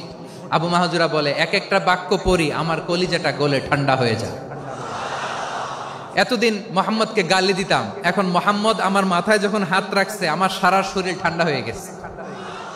বিশ্বনবী আজান শিখাচ্ছেন, একটা একটা বাক্য পড়ে আবু মাহাজুরাও পড়ে, বিশ্বনবী পড়ে আবু মাহাজুরাও পড়ে। পুরো বাক্যগুলো যখন শেষ, আজান শেষ, আবু মাহাজুরাও যখন পুরো আজান পড়লেন, আবু মাহাজুরা বললেন, এতদিন মোহাম্মদের চেহারা দেখলে আমার ঘৃণা লাগতো, আজ থেকে মোহাম্মদের চেহারার চেয়ে প্রিয় চেহারা আমার কাছে নাই। আবু মাহাজুরা বললেন, ও মুহাম্মদ, আজানের বাক্য তো আপনি আমারে শেখালেন, এখানেই শেষ করবেন না, আপনি আমারে পড়ায় দেন লা ইলাহা ইল্লাল্লাহু মুহাম্মাদুর রাসূলুল্লাহ সাল্লাল্লাহু আলাইহি ওয়াসাল্লাম। বিশ্বনবীর সাথে দাঁড়িয়ে উনি শাহাদা পড়ে মুসলমান হয়ে গেলেন। এবার আবু মাহাজুরা বলে, ইয়া রাসূলুল্লাহ, ইয়া হাবিবাল্লাহ, আমি মুমিন হয়েছি, মুসলমান হয়েছি, আপনার কাছ থেকে আজান শিখার সৌভাগ্য আমি লাভ করেছি গো নবী। আমার কণ্ঠের বড় তারিফ করেছেন, আপনি আমার আজানকে আপনি পছন্দ করেছেন। একটা জিনিস আপনার কাছে চাই, আপনি আমাকে মক্কার মসজিদুল হারামের মুয়াজ্জিন হিসেবে অ্যাপয়েন্ট করে দেন। বিষ্ণু ইসলাম বললেন, যাও আবু মাহজুরা, আমি তোমাকে পৃথিবীর শ্রেষ্ঠতম মসজিদ মক্কার মসজিদুল হারামের মুয়াজ্জিন হিসেবে অ্যাপয়েন্ট করে দিলাম। দেখছেন কিভাবে ট্যালেন্ট হান্টিং করতে হয়, কিভাবে হিউম্যান রিসোর্স মানব সম্পদকে ব্যবহার করতে হয়। আসছিল আজানকে ভেঙাইতে, আসছিল কেন? আজানকে ব্যঙ্গ করার জন্য, বিকৃত করার জন্য। আজানকে বিকৃত করতে যে ইসলামের সবচেয়ে শ্রেষ্ঠ মসজিদের মুয়াজ্জিন হয়ে গেল। পড়েন সুবহানাল্লাহ। হযরত আবু মাহজুরা রাদিয়াল্লাহু তাআলা আনহু ওনার এই সুললিত কণ্ঠ ব্যবহার করে মসজিদুল হারামে এত সুন্দর করে আল্লাহু আকবার বলে আজান দিতেন, মানুষগুলোর, মুসল্লিগুলোর, মক্কাবাসীর হৃদয়কে তিনি বিগলিত করে দিতেন, মানুষের হৃদয়কে ঠান্ডা হয়ে যেত। শুধু এখানেই শেষ না আমার যশোরের ভাইয়েরা। বিশ্বনবী যখন সাইয়েদনা আবু মাহজুরা রাদিয়াল্লাহু তাআলা আনহুকে আজান শিখাচ্ছিলেন, বলেন তো বিশ্বনবীর হাতটা কোথায় ছিল? আবু মাহজুরার মাথার সামনে, এই চুলের উপরে ছিল। আবু মাহজুরা ওই স্মৃতিটাকে ধারণ করবার জন্য, ওই স্মৃতিকে বহন করার জন্য বিশ্বনবীর মোবারক হাত আবু মাহজুরার কপালের চুলের যেই জায়গায় লেগেছে, মৃত্যুর আগের দিন পর্যন্ত আবু মাহজুরা মাথার ওই চুলে কোনোদিন ছুরি আর কামার লাগায় নাই, সেখানে কেচি লাগায় নাই, চুলের মধ্যে খুর লাগায় নাই। আবু মাহজুরা ডান দিকের চুল কাটতো, বাম দিকের চুল কাটতো, পেছনের চুল কাটতো, সামনের চুল কাটতো না। আবু মাহজুরা রাদিয়াল্লাহু তাআলা আনহুর সামনের চুলগুলো বড় হতে হতে যখন এত বড় হয়ে যায়, তিনি চুলগুলো পেঁচিয়ে মাথার মধ্যে রাখতেন, তারপরে তিনি পাগড়ি পরতেন। সবাই জিজ্ঞেস করতো, আবু মাহজুরা, এটা আবার কেমন স্টাইল? দেখতে তোমার কি বিদঘুটে লাগে? কেমন অড লাগে? কেমন খারাপ দেখা যায়? মক্কায় এমন কোন মানুষ তো দেখি নাই, ডানে চুল কাটে, বায়ে চুল কাটে, পেছনে চুল কাটে, সামনে কাটে না। ওরে আবু মাহজুরা, কেমন দেখা যায় তোমারে? তুমি সামনের চুল কাটো না কেন? আবু মাহজুরা বলে, আমি হাঁটু গেড়ে পেয়ারা নবীর সামনে বসেছিলাম, আমার এই মাথার চুলের মধ্যে মুবারক হাত লাগিয়ে বিশ্বনবী নিজে আমাকে আজানের প্রতিটা বাক্য শিক্ষা দিয়েছেন। বিশ্বনবীর মোবারক হাত, পবিত্র হাত আমার মাথার চুলের যেই জায়গায় লেগেছে, আমি চাই ওই চুলগুলা নিয়ে আমি আমার কবরের ভিতরে যাব। সাইয়েদনা আবু মাহজুরা রাদিয়াল্লাহু তাআলা আনহু ইন্তেকালের আগের পর্যন্ত মাথার সামনের চুলগুলা কাটে নাই। মাথার সামনের চুল তিনি কাটেন নাই। সুবহানাল্লাহি বিহামদি। কেমন ভালোবাসতেন বিশ্বনবী সাহাবীদেরকে, সাহাবারা কেমন ভালোবাসতেন বিশ্বনবীকে। সামনের চুলগুলো বড় হতে হতে এত বড় ছিল, পেঁচিয়ে রেখে পাগড়ি পরতেন, কাটতেন না। নবীর হাত লেগেছিল। সুবহানাল্লাহ পড়েন। তাহলে what is the lesson? Moral of the story কি? মোরাল অফ দ্য স্টোরি হচ্ছে, আসছিল আজানকে ব্যঙ্গ করার জন্য, বিকৃত করার জন্য, হয়ে গেল মসজিদুল হারামের মুয়াজ্জিন। দেখেন বিশ্বনবী একটা খারাপ সিচুয়েশনের মধ্যে থেকে কি ভালো জিনিস বের করে আনলেন। আমি যে শুরুতে বলেছি কিভাবে তিনি হিউম্যান রিসোর্সকে ডেভেলপ করেছেন, ম্যানেজ করেছেন। তিনি যে চৌকস ট্যালেন্ট হান্টার ছিল, দেখেন সবার মধ্যে থেকে এর বাছাই করে মুয়াজ্জিন বানাই দিয়েছেন। সুবহানাল্লাহ পড়েন। তার মানে এই না সবাইরে ধরে ধরে উনি মুয়াজ্জিন বানাইছেন। যার যেই ট্যালেন্ট আছে তাকে ওই কাজে অ্যাসাইন করেছেন। যার যেই প্রতিভা আছে তার প্রতিভাকে ইসলামের কাজে লাগিয়েছেন। সুবহানাল্লাহ পড়েন। যায়েদ বিন সাবিত রাদিয়াল্লাহু তাআলা আনহু নাম শুনেছেন? যশোর কথা বেরোয় না। যদি জিজ্ঞাসা সালমান খানের নাম শুনছেন, সবাই হাত তুলবে, জি হুজুর শুনছি, মানে সব দেখা শেষ। সালমান খান, আমির খান, অমুক খান, সব খান মুখস্থ, কিন্তু যায়েদ বিন সাবিতের নাম মুখস্থ নাই মুসলমানদের। যে সাহাবী মাথার সামনের চুল কাটে নাই, মসজিদুল হারামের মুয়াজ্জিন বানাইছেন বিশ্বনবী, সাহাবীর নাম কি? খায়া ফেলাইস, স্লোগানের সাথে খায়া ফেলাইস। আবু মাহজুরা। কি নাম? আবু মাহজুরা আল জুমাহি রাদিয়াল্লাহু তাআলা আনহু। এই নামটা আজকে নিয়ে যাইতে হবে যশোর। আবু মাহজুরা রাদিয়াল্লাহু তাআলা আনহু। 2 নম্বরে বলছিলাম যায়েদ বিন সাবিত রাদিয়াল্লাহু তাআলা আনহু। বিশ্বনবী দেখলেন মদিনার এই আনসারী সাহাবী হাইলি ট্যালেন্টেড, ইন্টেলেকচুয়াল, মেরিটোরিয়াস, জ্ঞানের প্রতি তার আকর্ষণ, মারাত্মক আকর্ষণ। বিশ্বনবী তাকে দায়িত্ব দিলেন, কোরআন যা নাজিল হয় তুমি লিখো, কাতিবুল ওয়াহি বানায় দিলেন। সুবহানাল্লাহ। যায়েদ বিন সাবিতরে আবার আজান শিখান নাই, কারণ তার মধ্যে বিশ্বনবী প্রতিভা দেখেছেন, একাডেমিক প্রতিভা। বিশ্বনবীর একাডেমিক প্রজেক্টগুলো তিনি হ্যান্ডেল করতেন। যায়েদ বিন সাবিত ছিল বিশ্বনবীর ব্যক্তিগত সচিব। কি ছিল? ব্যক্তিগত সচিব। বোঝেন নাই? বিশ্বনবীর ব্যক্তিগত সচিব এবং দোভাষী। ইহুদিরা কিছু লিখে দিলে এটার অর্থ বিশ্বনবীরে বুঝায় দিতেন, আবার ইহুদিদের কাছে কিছু লিখতে হলে তিনি লিখে দিতেন। বিশ্বনবী একদিন বললেন, ইন্নী ওয়াল্লাহি মা আমানু ইয়াহুদা আলা কিতাব। ইহুদিরা যে চিঠি পাঠায় অর্থ তো বুঝি না, আরেক ইহুদি আইনা অর্থ করা লাগে। আবার ইহুদিদের কাছে কিছু লিখে পাঠাইতে চাইলে আমরা তো লিখতে পারি না, ইহুদিরে দিয়ে লেখা লাগে। ওরা যে পয়রা শোনায় লিখে দেয়, আমি ওদের বিশ্বাস করি না। আমার নিজের একজন লোক দরকার। বিশ্বনবী এই যায়েদ বিন সাবিতকে চুজ করলেন ল্যাঙ্গুয়েজের জন্য। উনি বললেন, যায়েদ তোমার সফট স্কিলকে ডেভেলপ করতে হবে, তুমি হিব্রু ল্যাঙ্গুয়েজ শিখে ফেলো। যায়েদ বিন সাবিত বলল, বিশ্বনবীর মোটিভেশন আর ইন্সপিরেশন পেয়ে আমি 15 দিনে ইহুদিদের এই হিব্রু ল্যাঙ্গুয়েজ শিখে ফেললাম। শুধু শিখে ফেললাম না, হাত্তা হাদিকতু, even I became master in the language. এই ভাষা আমি পারদর্শী হয়ে গেলাম। এরপরে ইহুদিরা চিঠি লিখে পাঠালে আর কোন ইহুদি ডাকা লাগতো না, আমি নবীর এটার অর্থ শুনে পরে বুঝাই দিতাম। আবার ইহুদিদের কাছে চিঠি লেখা লাগলে আমি যায়েদ বিন সাবিত চিঠি লিখে দিতাম। সুবহানাল্লাহ। দেখেন এত সাহাবীর মধ্য থেকে বিশ্বনবীর একাডেমিক প্রজেক্ট, ব্যক্তিগত সচিব, দোভাষী হিসেবে তিনি যায়েদ বিন সাবিতের মতো তরুণকে নির্বাচিত করেছেন। কেমন ট্যালেন্ট হান্টার ছিল আমার নবী। সুবহানাল্লাহ পড়বেন না? বিশ্বনবীর ইন্তেকালের পরে সাইয়েদনা আবু বকর রাদিয়াল্লাহু তাআলা আনহু যখন খলিফা হয়ে আসলেন, কোরআনকে সংকলনের দায়িত্ব দেয়া লাগবে, কোন সাহাবীকে দিবেন? সব সাহাবারা মিলে পরামর্শ করলেন। সাইয়েদনা আবু বকর, ওমর সবাই মিলে এই বিশাল কোরআন সংকলনের গুরু দায়িত্ব বিশ্বনবীর ব্যক্তিগত সচিব, বিশ্বনবীর দোভাষী, বিশ্বনবীর সিলেক্ট করাই লোক যায়েদ ইবনে সাবিত রাদিয়াল্লাহু তাআলা আনহুকে দিয়েছে। কোরআনের কপি তো আজকে এখানে রাখে নাই। এই যে আজকের যে কোরআন পড়েন, এটা আগে এরকম ছিল না। কোরআন নাজিল হলে সাহাবারা চামড়ার, ওটের চামড়ায় লিখে ফেলতো, ওটের চ্যাপ্টা হাড্ডির মধ্যে লিখে ফেলতো, গাছের গুড়ির মধ্যে লিখে ফেলতো, বিভিন্ন জনের কাছে ছড়ানো ছিটানো ছিল। আবু বকর রাদিয়াল্লাহু তাআলা আনহু একসাথে করলেন, পরবর্তীতে উসমান রাদিয়াল্লাহু তাআলা আনহু একসাথে করলেন 114 সূরার। এখন এই মুসহাফ, এই কম্পাইলেশন, এই কপি আমরা পেয়েছি, যার হিউজ কন্ট্রিবিউশন ছিল। এই পুরো কোরআন কম্পাইলেশনের প্রজেক্ট ম্যানেজার ছিল যায়েদ বিন সাবিত রাদিয়াল্লাহু তাআলা।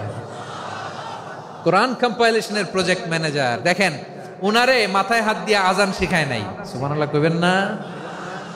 তাহলে প্রথম সাহাবী আবু মাহজুরাকে মুয়াজ্জিন বানাইলেন, যায়েদ বিন সাবিতকে ব্যক্তিগত সচিব আর দোভাষী বানালেন, মুসআব ইবনে উমাইর রাদিয়াল্লাহু তাআলা আনহুকে ইসলামের প্রথম অ্যাম্বাসেডর বানালেন।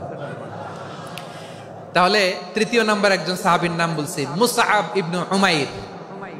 মুসআব কি নাম? নামটা কেমন লাগে? এই কয়েকজনের ভাল লাগে, বাকিদের ভাল লাগে না? ভাল লাগে? এই এই আর কয়েকটা মিনিট দেওয়া যাবে না আমাকে আল্লাহর রাস্তে? হ্যাঁ ঠিক আছে, আমি তোমাদেরকে ভালোবাসা দেখাবো, দোয়া করব যদি চুপ থাকো, একেবারে চুপ, কষ্ট সহ্য করো, বাকিরা যা সওয়াব পাবে তোমরা ডবল পাবা, যেহেতু কষ্ট বেশি, কিন্তু চুপ। 3 নম্বর সাহাবীর নাম মুসআব। এই ধাক্কাধাক্কি কেন? ধাক্কাধাক্কি কেন রে ভাই? না না না, এরকম হইলে আসবো না যশোর, আমি আর আসবো না। হয় পিছনে চলে যাও, নাহলে চুপ, ধাক্কাধাক্কি নাই। 3 নম্বর সাহাবীর নাম মুসআব। কি নাম? He was the first ambassador in Islam. ইসলামের প্রথম ডিপ্লোম্যাট, প্রথম কূটনৈতিক, ইসলামের প্রথম কূটনৈতিক, ইসলামের প্রথম ডিপ্লোম্যাট, প্রথম অ্যাম্বাসেডর মুসআব ইবনে উমাইর। মক্কার তরুণ যুবক, উনি পারফিউম লাগাইলে মানুষ দেখলেই বুঝতো এটা মুসআব লাগাইছে। এমন ড্যাশিং ফেসের ছিল, এমন স্মার্ট ড্যাশিং ফেস, এমন পার্সোনালিটির মানুষ ছিল মুসআব রাদিয়াল্লাহু তাআলা আনহু। কারণ যিনি ইসলামের স্পোকম্যান হবেন, মুখপাত্র হবেন, তার স্মার্ট হওয়ার দরকার আছে না নাই? আকাবার প্রথম শপথ যখন হলো, তাদের সাথে বিষ্ণু ঈসা ইসলাম মদিনাতে একজন মুখপাত্র পাঠালেন, ডিপ্লোম্যাটকে পাঠালেন, অ্যাম্বাসেডর অফ ইসলাম, তিনি হচ্ছেন মুসআব ইবনে উমাইর। পড়েন সুবহানাল্লাহ। বিশ্বনবী দেখলেন সে অনেক স্মার্ট, তার ডেডিকেশন আছে, সিনসিয়ারিটি আছে, এবং মদিনায় যে আউস খাজরাজ গোত্রের নেতাদের সাথে ডিল করতে হবে, ইহুদিদের সাথে ডিল করতে হবে, ওখানে একজন পাক্কা জানু খেলোয়াড়ের দরকার আছে না নাই? মুসআব ইবনে উমাইর রাদিয়াল্লাহু তাআলা আনহু, ওনাকে বিষ্ণু ঈসা ইসলাম চুজ করলেন। এবং বিষ্ণু ঈসা ইসলামের এই চুজিংটা, এই সিলেকশনটা এত সুন্দর ছিল, তিনি মদিনাতে যে বিশ্বনবী আসার আগেই মদিনার জমিনকে তিনি উর্বর করে ফেলছেন। প্রতিটা ঘরে ঘরে কালিমার দাওয়াত তিনি পৌঁছায় দিচ্ছেন। জুমার বিধান নাজিল হয়েছে, কিন্তু মক্কায় পরিবেশ নাই জুমা পালনের। বিষ্ণু ঈসা ইসলাম একজনকে দিয়ে খবর পাঠালেন, যাও মদিনায় মুসাবকে যে বলো, মুসাব তো আমার শিক্ষক, আমার স্পোকম্যান, মদিনাতে যেন তারা জুমা কায়েম করে। বিশ্বনবীর আগেই মুসআব মদিনার মুসলিমদেরকে নিয়ে মদিনায় প্রথম জুমা কায়েম করে ফেলছে। কোন সুবহানাল্লাহ। ডিপ্লোম্যাটদের কেমন হইতে হয়, অ্যাম্বাসেডরের কেমন হইতে হয়, মুসআব রাদিয়াল্লাহু তাআলা আনহুর কাছ থেকে শিখে নাও। মুসআব নামটা কেমন লাগে? যশোর যাদের সন্তান হবে, ছেলে সন্তান, আমার রাস্তায় পাইলে সবাই জিজ্ঞেস করে, হুজুর একটা নাম দেন, আমার ছেলে হবে। যশোরবাসীর জন্য আমি একটা নাম দিয়ে দিলাম, নাম রাখতে হবে মুসআব। কি নাম? নামটা যাদের ভাল লাগে, ছেলে সন্তান অনাগত আসবে, মনে চাইলে নাম রেখে দিবেন মুসআব রাদিয়াল্লাহু তাআলা আনহুর নামে মুসআব। তাহলে মুসআব রাদিয়াল্লাহু তাআলা আনহুকে বিশ্বনবী ল্যাঙ্গুয়েজ শিখান নাই, সফট স্কিল শিখান নাই। যায়েদ রাদিয়াল্লাহু, তিনি হিব্রু ল্যাঙ্গুয়েজ শিখেছেন, সুরিয়ানি শিখেছেন, কিন্তু মুসআবকে তিনি বানিয়েছেন the spokesman of Islam, the first diplomat, the ambassador of Islam. সুবহানাল্লাহ পড়বেন না? আব্দুল্লাহ ইবনে আব্বাস রাদিয়াল্লাহু তাআলা আনহু, বিশ্বনবীর কাজিন, চাচাতো ভাই। আবার মাইমুনা রাদিয়াল্লাহু তাআলা আনহু, মাইমুনা নবীর স্ত্রী, তিনি ছিলেন আব্দুল্লাহর আপন খালা। তো নবীর বউ যদি ওনার খালা হয়, নবী তার কি? বুঝে নাই, নবী তার কি? খালু।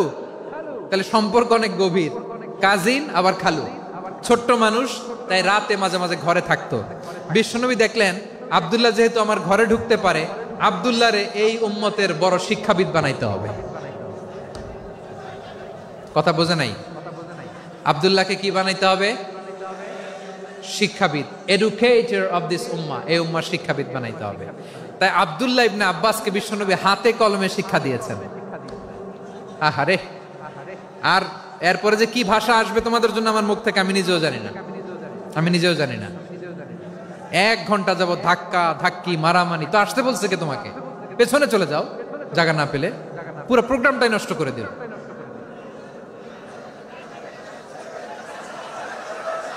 জি, আমার দিকে তাকান, আমি শেষ করে দিচ্ছি। হবে না, ইন্টেলেকচুয়াল আলোচনা এখানে হবে না, আমি বুঝতে পারছি, আমি শেষ করে দিচ্ছি। আব্দুল্লাহ ইবনে আব্বাস রাদিয়াল্লাহু তাআলা আনহু। মনোযোগ দিয়ে কয়েকটা মিনিট শুনুন, আমি এখনই শেষ করে দিচ্ছি, এরপর আওয়াজ করবে। এই যে এগুলো কি আমি বুঝলাম না। আমি বললাম না সব করা যাবে, বসে যাও, শুয়ে যাও, চলে যাও, আওয়াজ করা যাবে না। অন্যকে বসো এটাও বলার দরকার নেই, জাস্ট এদিকে তাকাও। আল্লাহ। আব্দুল্লাহ ইবনে আব্বাস রাদিয়াল্লাহু তাআলা আনহু, ওনাকে বিশ্বনবী হাতে কলমে শিক্ষা দিয়েছেন, যেহেতু উম্মতের শিক্ষাবিদ হবেন, এডুকেটর হবেন। তো বিশ্বনবী রাতে যখন তাহাজ্জুদ পড়তেন, ছোট্ট আব্দুল্লাহ ঘরে থাকতো, বুঝতে পেরেছেন? ছোট্ট মানুষ তো ঘরে থাকতো। তো বিশ্বনবী তাহাজ্জুদের জন্য একবার দাঁড়িয়েছেন, ছোট্ট আব্দুল্লাহ ওযু করে দাঁড়াইছে। আচ্ছা বলেন তো, ইমাম আর মুসল্লি মোট যদি দুইজন হয়, একজন ইমাম একজন মুসল্লি, তো মুসল্লি ইমামের কোন দিকে দাঁড়াবে? ডানে দাঁড়াবে। ছোট্ট আব্দুল্লাহ বুঝে নাই, বিশ্বনবী তাহাজ্জুদ শুরু করেছেন, উনি ইক্তেদা করছেন আর দাঁড়াইছেন বায়ে। কোথায় দাঁড়িয়েছেন?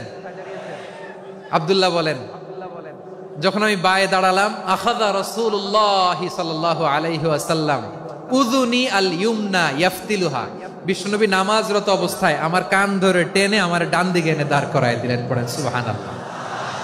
দেখেন হাতে কলমে শিক্ষা। আর জীবনে ভুল হবে? কথা কয় না, আর ভুল হবে? আর ভুল হবে না।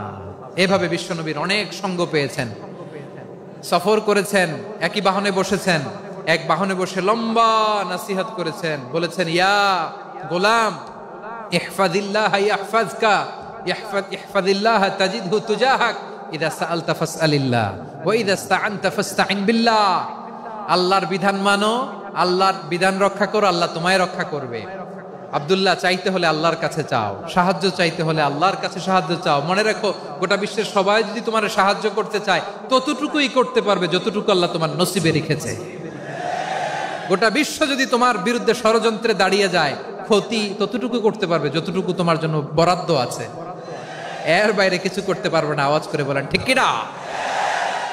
এভাবে হাতে কলমে শিখিয়েছেন, বিশ্বনবীর সঙ্গ পেয়েছেন। ওনাকে বিষ্ণু ইসলাম শিক্ষাবিদ, এডুকেটর অফ দিস উম্মাহ হিসেবে সিলেক্ট করেছেন, হাতে কলমে শিখিয়েছেন। বিশ্বনবী একবার প্রকৃতির ডাকে সাড়া দিয়ে এসেছেন। এখন কি করতে হবে? নামাজের জন্য ওযু করতে হবে। বিশ্বনবী এসেই দেখেন ওযুর বদনায় পানি ভরা, খুশি হয়ে গেলেন, বললেন, কে রেখেছে পানি? একজন বলল, আব্দুল্লাহ রেখেছে। বিশ্বনবী অত্যন্ত খুশি হলেন, খুশি হয়ে একটা দোয়া করলেন, বললেন, আল্লাহুম্মা ফাক্কিহু ফিদ্দীন ওয়া আল্লিমহু তা'ওয়ীল। আল্লাহ, তুমি আব্দুল্লাহকে দ্বীনের বুঝ দিও আর কোরআনের তাফসীর শিক্ষা দিও। বিশ্বনবীর এই দোয়া এমন লাগছে, উনি রাইসুল মুফাসসিরিন, এই পৃথিবীতে যত মুফাসসির ছিল, যত মুফাসসির আসবে, সকল মুফাসসিরের সম্রাট হিসেবে স্বীকৃত হয়েছেন। আব্দুল্লাহ ইবনে আব্বাস, বিশ্বনবী ওনারে আজান শিখান নাই, বিশ্বনবী ওনারে ল্যাঙ্গুয়েজ শিখান নাই, বিশ্বনবী ওনারে অ্যাম্বাসাডর বানান নাই, হাতে কলমে শিক্ষা দিয়েছেন। ছোট্ট মানুষ, বিশ্বনবী ইন্তেকাল করলেন, আবু বকরের সময় গেল, ওমরে ফারুকের খেলাফত, তখনও তিনি তরুণ। ওমরে ফারুক রাদিয়াল্লাহু তাআলা আনহু ওনার ক্যাবিনেট মিনিস্ট্রির বৈঠকে এই আব্দুল্লাহ ইবনে আব্বাসকে পাশ দিয়ে বসায় রাখতেন। বয়স্ক সাহাবারা এটা পছন্দ করতো না, তারা বলতো, ঘটনা কি? আব্দুল্লাহর মতো ছেলে নাতি আমাদের আছে, এরা কেন রাখে ওমরে ফারুক? ওমরে ফারুক এটা টের পেলেন, তিনি বুঝতে পারলেন যে ক্যাবিনেট মেম্বাররা এটা পছন্দ করে না, ছোট্ট আব্দুল্লাহরা কেন রাখি, কেন যে রাখি, এটা একদিন বুঝাবো। একদিন মিটিং এ তিনি সবাইকে বললেন, ইযা জাআ নাসরুল্লাহি ওয়াল ফাতহ। এই আয়াত দ্বারা উদ্দেশ্য কি বলেন তো মুরব্বী সাহাবীরা? এক সাহাবী বলেন, এই সূরা দ্বারা উদ্দেশ্য, আল্লাহ বলেছেন আমাদেরকে বিভিন্ন ল্যান্ড, বিভিন্ন এলাকা বিজয় করতে হবে। ওমরে ফারুক বললেন, না, হয়নি। আরেকজন বললেন, বিজয় হওয়ার পর আমাদের বেশি বেশি আল্লাহর বরত্বের ঘোষণা দিতে হবে, এটা উদ্দেশ্য। ওমরে ফারুক বললেন, না, হয় নাই। যারা জিজ্ঞেস করেন কেউ পারে না। সব শেষে বিশ্বনবী ছোট্ট আব্দুল্লাহরে বলেন, আব্দুল্লাহ, ইদা জাআ নাসরুল্লাহি ওয়াল ফাতহ, এর দ্বারা উদ্দেশ্য কি বলতো? ছোট্ট আব্দুল্লাহ বলেন, হুয়া আজালু রাসূলিল্লাহ। এই আয়াত দ্বারা বিশ্বনবীর বিদায়কে উদ্দেশ্য নেওয়া হয়েছে। ওমরে ফারুক বললেন, হাযা হুয়া, এটাই তো সঠিক উত্তর, এটাই সঠিক তাফসীর এই আয়াতের। কারণ ইদা জাআ নাসরুল্লাহি ওয়াল ফাতহ, যখন আল্লাহর সাহায্য আর বিজয় আসবে, ওয়া রাআইতান নাসা ইয়াদখুলুনা ফি দীনিল্লাহি আফওয়াজা, আপনি দেখবেন দলে দলে, ঢলে ঢলে, বানের পানির মতো মানুষ ইসলামের দিকে ঢুকতেছে, ইসলামের বিজয় হয়েছে। তো ইসলামের বিজয়ের মিশন নিয়ে নবী আসছে, বিজয়ী যখন হয়ে গেছে, এখন তো নবীর বিদায় হবে। জোরে বলেন ঠিক কিনা? কোন সাহাবী এই সূক্ষ্ম কথাটা ধরতে পারে নাই, ওই আব্দুল্লাহ ছাড়া। আব্দুল্লাহ যখন উত্তর দিছে সব সাহাবীদের টনক নড়েছে।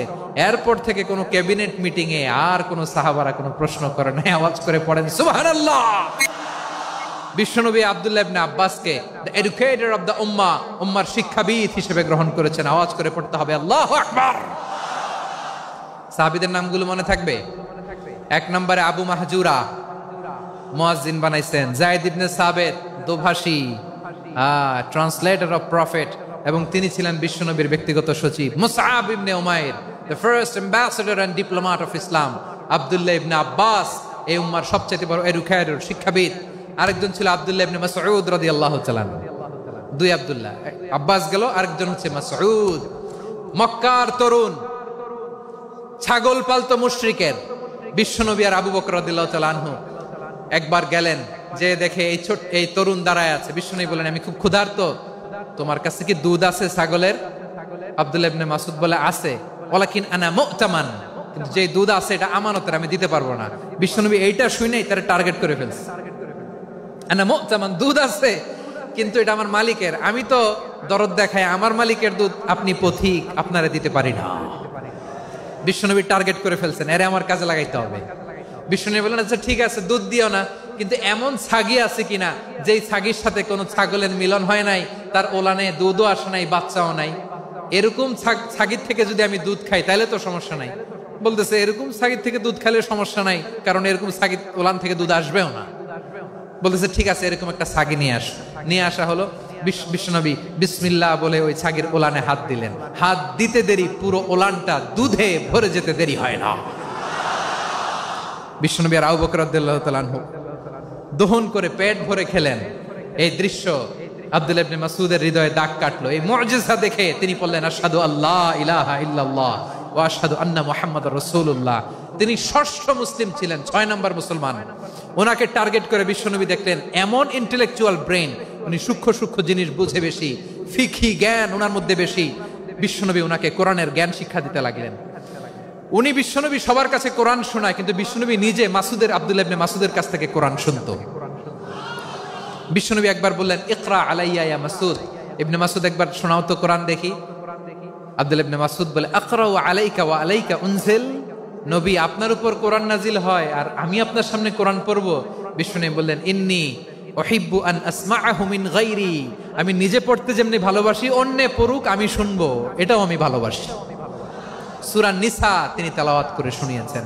এমন সূক্ষ্ম সূক্ষ্ম বিষয় বিশ্বনবী উনাকে ধরিয়ে দিয়েছেন। উনি হয়ে গিয়েছেন, আব্দুল্লাহ ইবনে আব্বাস হয়েছেন রাইসুল মুফাসসিরিন, উনি হয়ে গিয়েছেন ফাকিহুল উম্মাহ। ওনার চাইতে বড় ফকি এই পৃথিবী আর দেখবে না। চিল্লায় বলেন সুবহানাল্লাহ। উনি বলতেন, ওয়াল্লাহি ওয়াল্লাহি ইল্লাযী লা ইলাহা গায়রু মা উনজিলাত সূরাতুন ইল্লা ওয়া আনা আ'লামু আইনা উনজিলাত ওয়া ফিমা উনজিলাত। বিশ্বনবী এমন ভাবে কোরআনের দার্স আমাকে দিয়েছেন, কোরআনে যত সূরা নাজিল হয়েছে, যেখানে নাজিল হোক না কেন আমি জানি এটা কোথায় নাজিল হয়েছে এবং কোন প্রেক্ষাপটে নাজিল হয়েছে। এমন একটা সূরা নাই যে সূরার কোথায় নাজিল হয়েছে আমি মাসুদের জানা নাই, কোন প্রেক্ষাপটে নাজিল হয়েছে আমার জানা নাই। এরকম ঘটবে না। চিল্লায় বলেন আল্লাহু আকবার। এই আব্দুল্লাহ ইবনে মাসউদ রাদিয়াল্লাহু তাআলা আনহু ওমর ফারুকের সময় কুফার চিফ জাস্টিস ছিলেন। কুফা নগরীর চিফ জাস্টিস। চিফ জাস্টিস বুঝেন নাই? বিচারপতি। কি ছিলেন? সবাই বলে নাই, কি ছিলেন? বিচারপতি ছিলেন। এবং ওনার যে ফিকহি জ্ঞানের ধারা, এটাই আলকামা, ইব্রাহিম আন-নাখাই, হাম্মাদ ইবনে সুলাইমান হয়ে ইমাম আবু হানিফা পর্যন্ত পৌঁছেছে। এবং ওনার ফিকহি জ্ঞানের ধারাই হানাফি মাযহাবে অ্যাকসেপ্ট হয়েছে। আজও এগুলো হানাফি মাযহাবে চর্চিত হয়। হানাফি মাযহাবের সব ফিক আব্দুল্লাহ ইবনে মাসউদের ফিকহি জ্ঞানের ধারা থেকে নেওয়া হয়েছে। চিল্লায় পড়েন সুবহানাল্লাহ। তাহলে উনাকে বিশ্বনবী বানিয়েছেন জুরিস্ট, আইনবিদ, ফকিহ। উনারে আজান শিখান নাই। হিউম্যান রিসোর্স ডেভেলপমেন্ট কিভাবে করবেন, মানব সম্পদের উন্নয়ন কিভাবে করতে হয়, কিভাবে যার যেখানে প্রতিভা কাজে লাগাতে হয় উনি দেখিয়েছেন। সুবহানাল্লাহ পড়বেন না? খালিদ বিন ওয়ালিদ নাম শুনছেন? কে কে শোনেন নাই হাত তোলেন। কি ছিলেন? বীর যোদ্ধা। বীর যোদ্ধা ছিলেন খালিদ বিন ওয়ালিদ, কিন্তু তিনি ইসলাম ধর্ম গ্রহণ করেছেন অনেক দেরিতে, 8ম হিজরিতে। তার মানে 8ম হিজরির আগে উনি মুশরিকদের পক্ষে লড়াই করেছেন। ওনার হাতে কত মুসলিম সাহাবী যে নিহত হয়েছে হিসাব নাই। বিশ্বনবী টার্গেট করে রাখছে, তুমি আমাদের মুসলিমদের এত ক্ষতি করলা, তুমি যখন মুসলমান হবা তোমার দিয়ে আমি এমন কাম করামু যে এটা আর কেউ করতে পারবে না। সুবহানাল্লাহ নাই? যশোর ক্লান্ত হয়ে গেছে।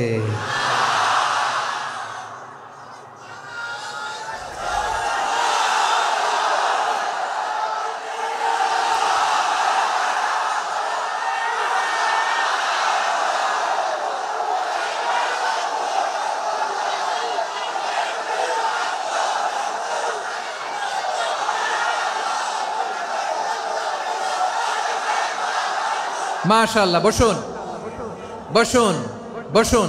খালিদ বিন ওয়ালিদ রাদিয়াল্লাহু তাআলা আনহু 8ম হিজরিতে মুসলিম হয়েছেন, মক্কা বিজয়ের আগে। তো মক্কা বিজয়ের আগে যখন মুসলিম হয়েছেন, এর আগে কি করছেন? কাফিরদের সাথে যুদ্ধ করেছেন। উনি উহুদের যুদ্ধে মুসলমানদের যে পরাজয় ভাব, কঠিন পরিস্থিতির মুখোমুখি উনার কারণে পেছন থেকে এমন আতর্কিত আক্রমণ করেছেন, মুসলমানদেরকে কচুকাটা করেছেন। 8ম হিজরিতে আল্লাহ তাআলা হেদায়েতের নূর দিয়ে ওনার হৃদয়টাকে উজালা করে দিলেন। লা ইলাহা, এটা এমন বাণী যার হৃদয়ে একবার টাচ খাবে, এইটা থেকে সে আর পালিয়ে বেড়াতে পারে। ঝিনুকের ভেতর লুকিয়ে থাকে যেমন মতি, ঝিনুকের ভেতর লুকিয়ে থাকে যেমন মতি, কলমা শাহাদাতে আছে আল্লাহর জ্যোতি, কলমা শাহাদাতে আছে আল্লাহর জ্যোতি। ঠিক কিনা বলেন? মক্কা বিজয়ের আগে মুসলিম হলেন, হওয়ার পরেই বিশ্বনবীর টার্গেট ফুলফিল হলো। ওই যে টার্গেট করে রেখেছেন আর দোয়া করেছেন, খালিদ বিন ওয়ালিদ যদি মুসলিম হয় তাকে আমি মিলিটারি চিফ বানাবো। ওনাকে আজান শিখান নাই, ওনারে কান ধইরা নামাজের এই মাথা থেকে ওই মাথা আনান নাই, ফিকহি কোরআনের সূক্ষ্ম তাফসীর ওনারে শিখান নাই, অ্যাম্বাসেডর বানান নাই। বিষ্ণু ইসলাম উনাকে সামরিক অভিযানে প্রেরণ করেছেন। সামরিক অভিযানে তিনি প্রেরণ করেছেন। উনার জীবদ্দশায় উনার নেতৃত্বে যতগুলো যুদ্ধ হয়েছে, একটা যুদ্ধেও তিনি পরাজয় বরণ করেন নাই। ওমরে ফারুকের সময়কালে তিনি চিফ অফ মুসলিম মিলিটারি, মানে মুসলিম সেনাপতি হয়েছেন। যশোর আওয়াজ করো, ঠিক কিনা বলো? সেনাপতি, মুসলিম সেনাপতি। তাহলে কিভাবে হিউম্যান রিসোর্স ব্যবহার করতে হয় গোটা বিশ্ব আমার নবীর কাছ থেকে শিখে নাও।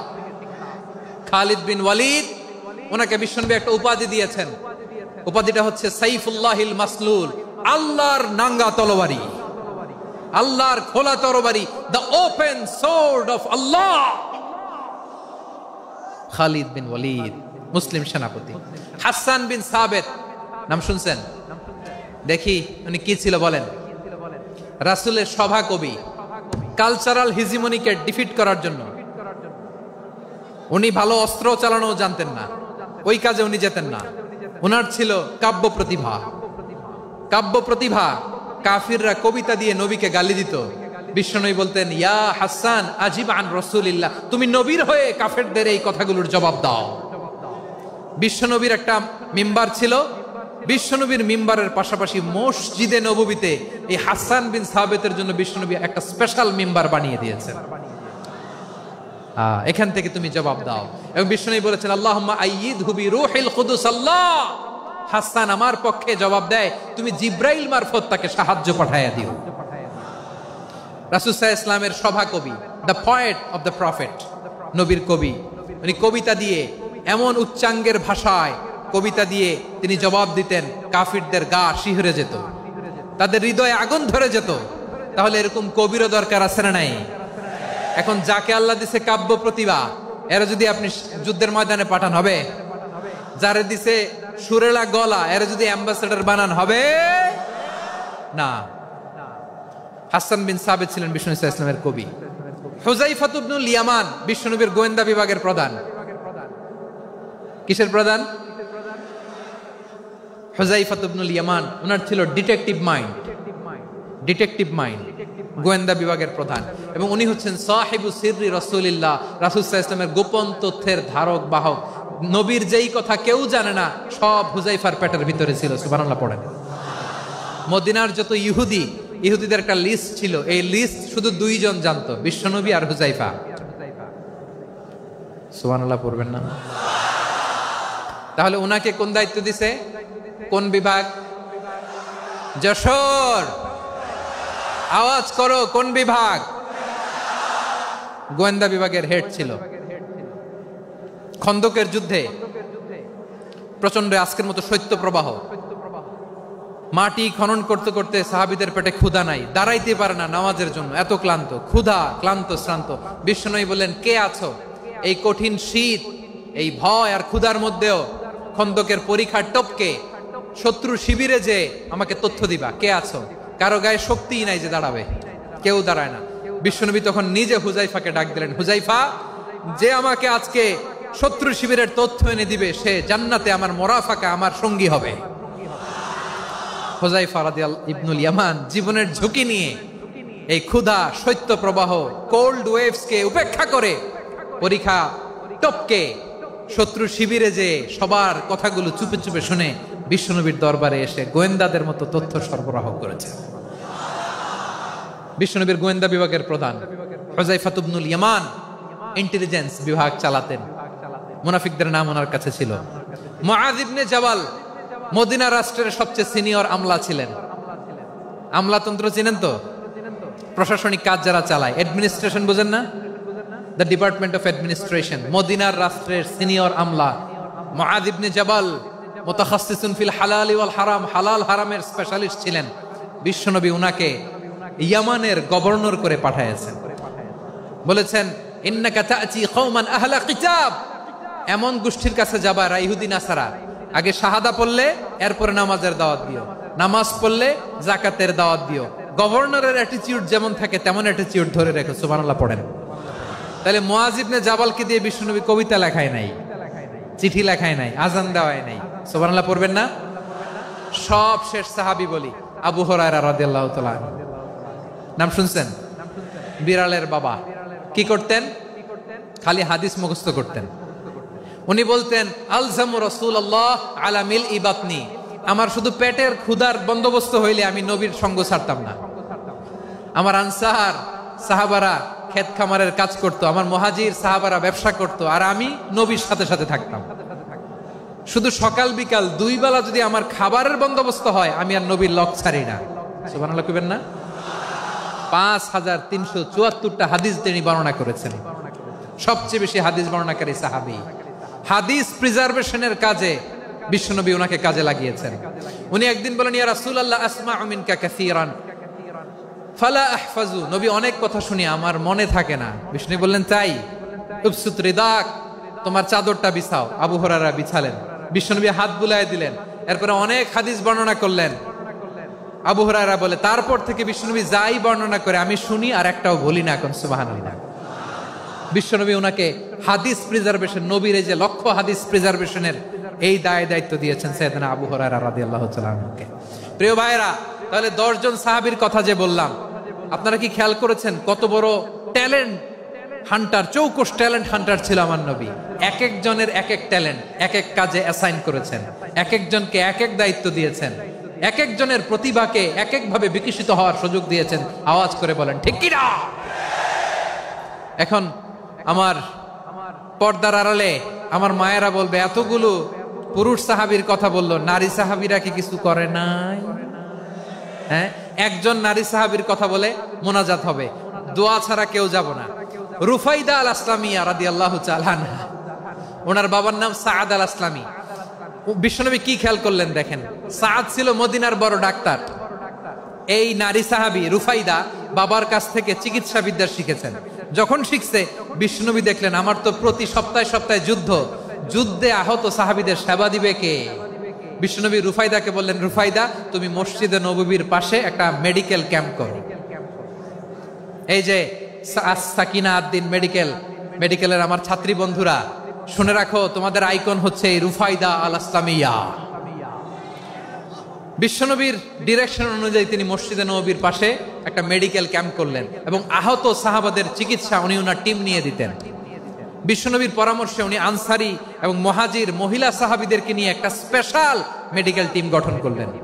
খায়বার যুদ্ধে 7ম হিজরিতে যখন বিশ্বনবী যায়, উনি ওনার টিম নিয়ে আসলেন, বললেন, ইয়া রাসূলুল্লাহ, আমরা তো তলোয়ার চালাতে পারি না, আমরা তো তীর মারতে পারি না, আপনি যদি অনুমতি দেন খায়বার অভিযানে আমি আমার টিম নিয়ে মেডিকেল টিমের সেবাটা সার্ভিসটা দিতে চাই। পড়েন সুবহানাল্লাহ। বিশ্বনবী অনুমতি দিলেন। যোদ্ধা সাহাবীদের সাথে রুফাইদা আল আসলামিয়া উনিও মেডিকেল টিম নিয়ে অগ্রসর হলেন। খায়বারের প্রতিটা আহত ইনজুর্ড সাহাবী যারা ইনজুরির শিকার হয়েছেন সবাই রুফাইদা আল আসলামিয়ার এই মেডিকেল ক্যাম্প থেকে চিকিৎসা সহায়তা পেয়েছেন। সুবহানাল্লাহ পড়েন। দেখেন কিভাবে বিশ্বনবী ট্যালেন্ট বাছাই করতেন। আপনি অবাক হবেন, বাহরাইনের মেডিকেল ইউনিভার্সিটিতে রুফাইদা আল আসলামিয়া মেডিকেল প্রাইজ অ্যাওয়ার্ড প্রতি বছর দেয়া হয়।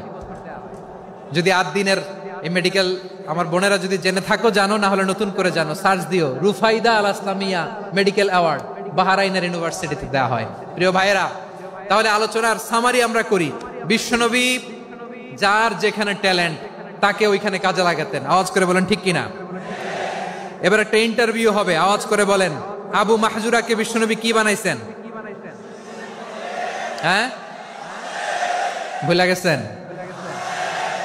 সামনের চুলে হাত দিয়ে বিশ্বনবী কি সুন্দর গলায় আজান শিখালেন। মুয়াজ্জিন।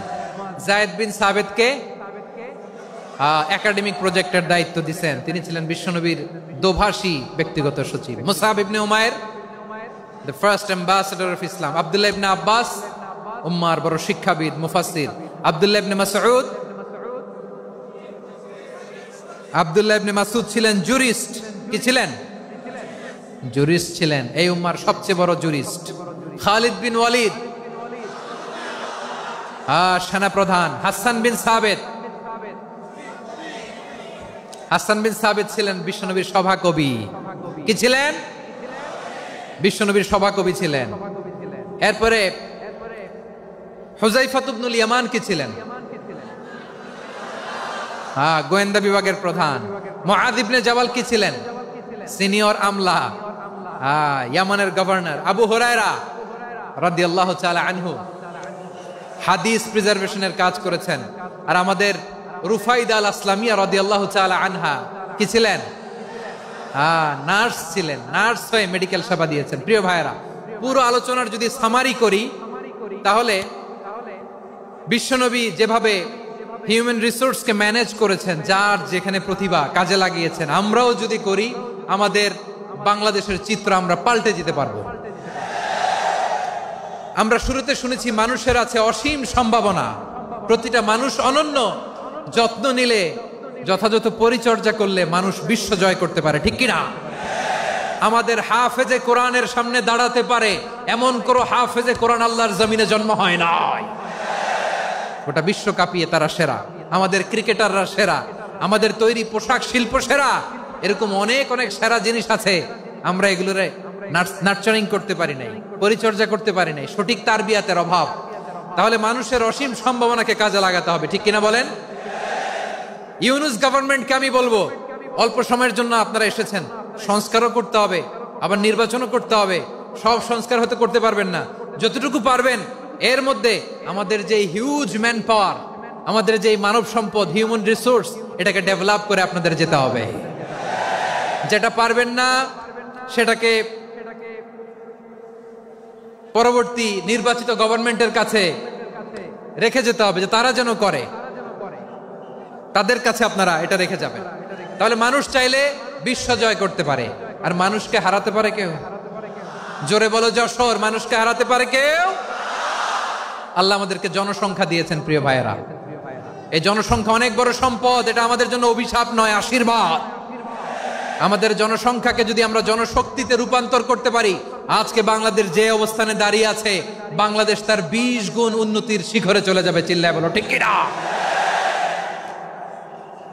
আমাদের শ্রমিক ভাইয়েরা বাইরে কাজ করে, আমাদের শ্রমজীবী ভাইয়েরা, প্রবাসীরা, তাদের ব্যাপারে গুরুত্ব দিতে হবে। আমাদের শ্রমের দাম সবচেয়ে কম, সবচেয়ে কম।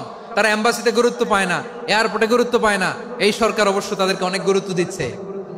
আমাদের অদক্ষ শ্রমিককে যখন আমরা দুবাই পাঠাই, অল্প বেতন পায়, কিন্তু ইন্ডিয়ানরা দক্ষ শ্রমিক পাঠাইলে তার 3 গুণ বেতন পায়। আমরা আমাদের শ্রমিকদেরকে অদক্ষভাবে আর পাঠাতে চাই না, দক্ষ শ্রমিক পাঠিয়ে আমরা রেমিটেন্সের বন্যা বইয়ে দেব। আমাদের শ্রমিকদের পাঠানো রেমিটেন্সের টাকায় সচল থাকে আমার দেশের অর্থনীতির চাকা। তাদেরকে সবচেয়ে গুরুত্ব দিতে হবে। আমরা পেয়েছি ফ্রিডম ফাইটার, মুক্তিযোদ্ধা, আর আমার প্রবাসী ভাইরা হচ্ছে রেমিটেন্স ফাইটার। জোরে বলো ঠিক কিনা? তাহলে আমাদের এই জনশক্তিকে জনসম্পদে ট্রান্সফর্ম করতে হবে, ঠিক কিনা বলেন? সরকার জনগণকে এভাবে পলিশ করতে হবে।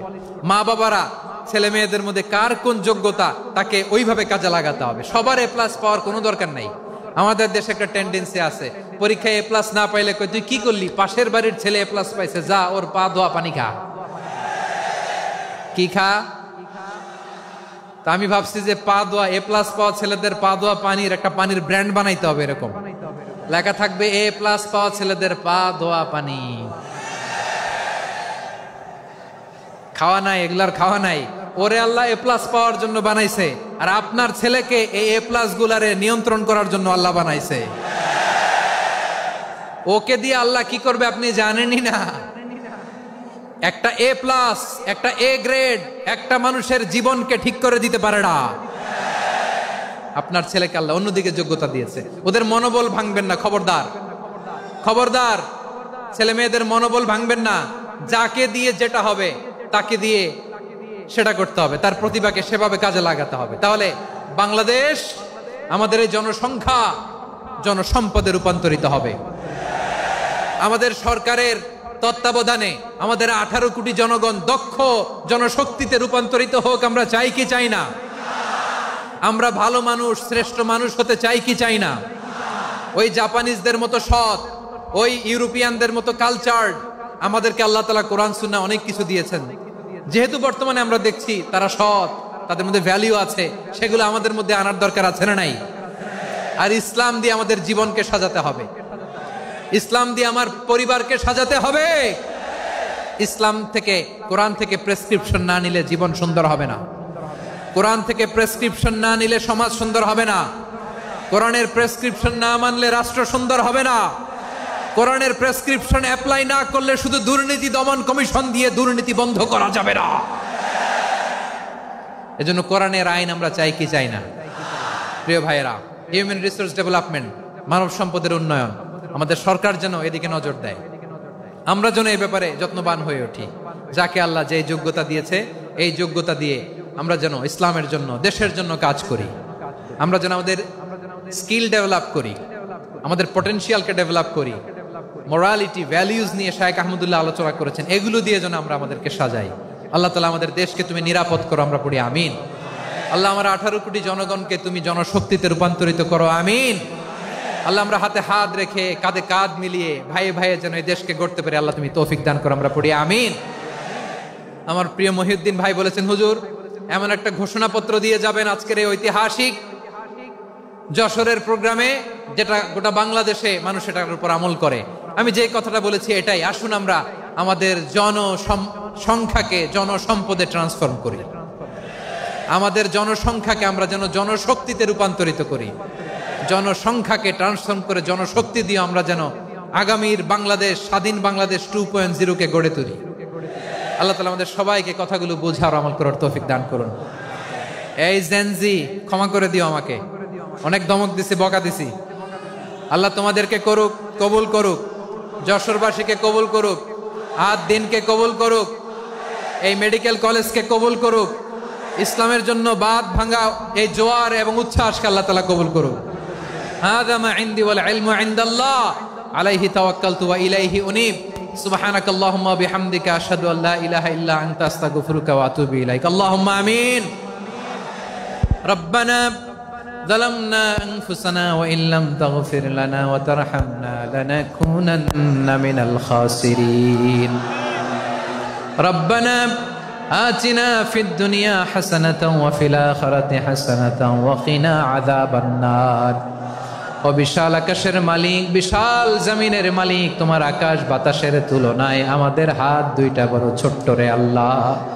ছোট দুটি হাত পেতে বুক ভরা আশা নিয়ে তোমার শাহী দরবারে চেয়ে রইলাম। আমাদের জিন্দেগির গুনাহ খাতা তুমি মাফ করে দাও। আমাদের আব্বা আম্মা দাদা দাদি আত্মীয় স্বজন সবার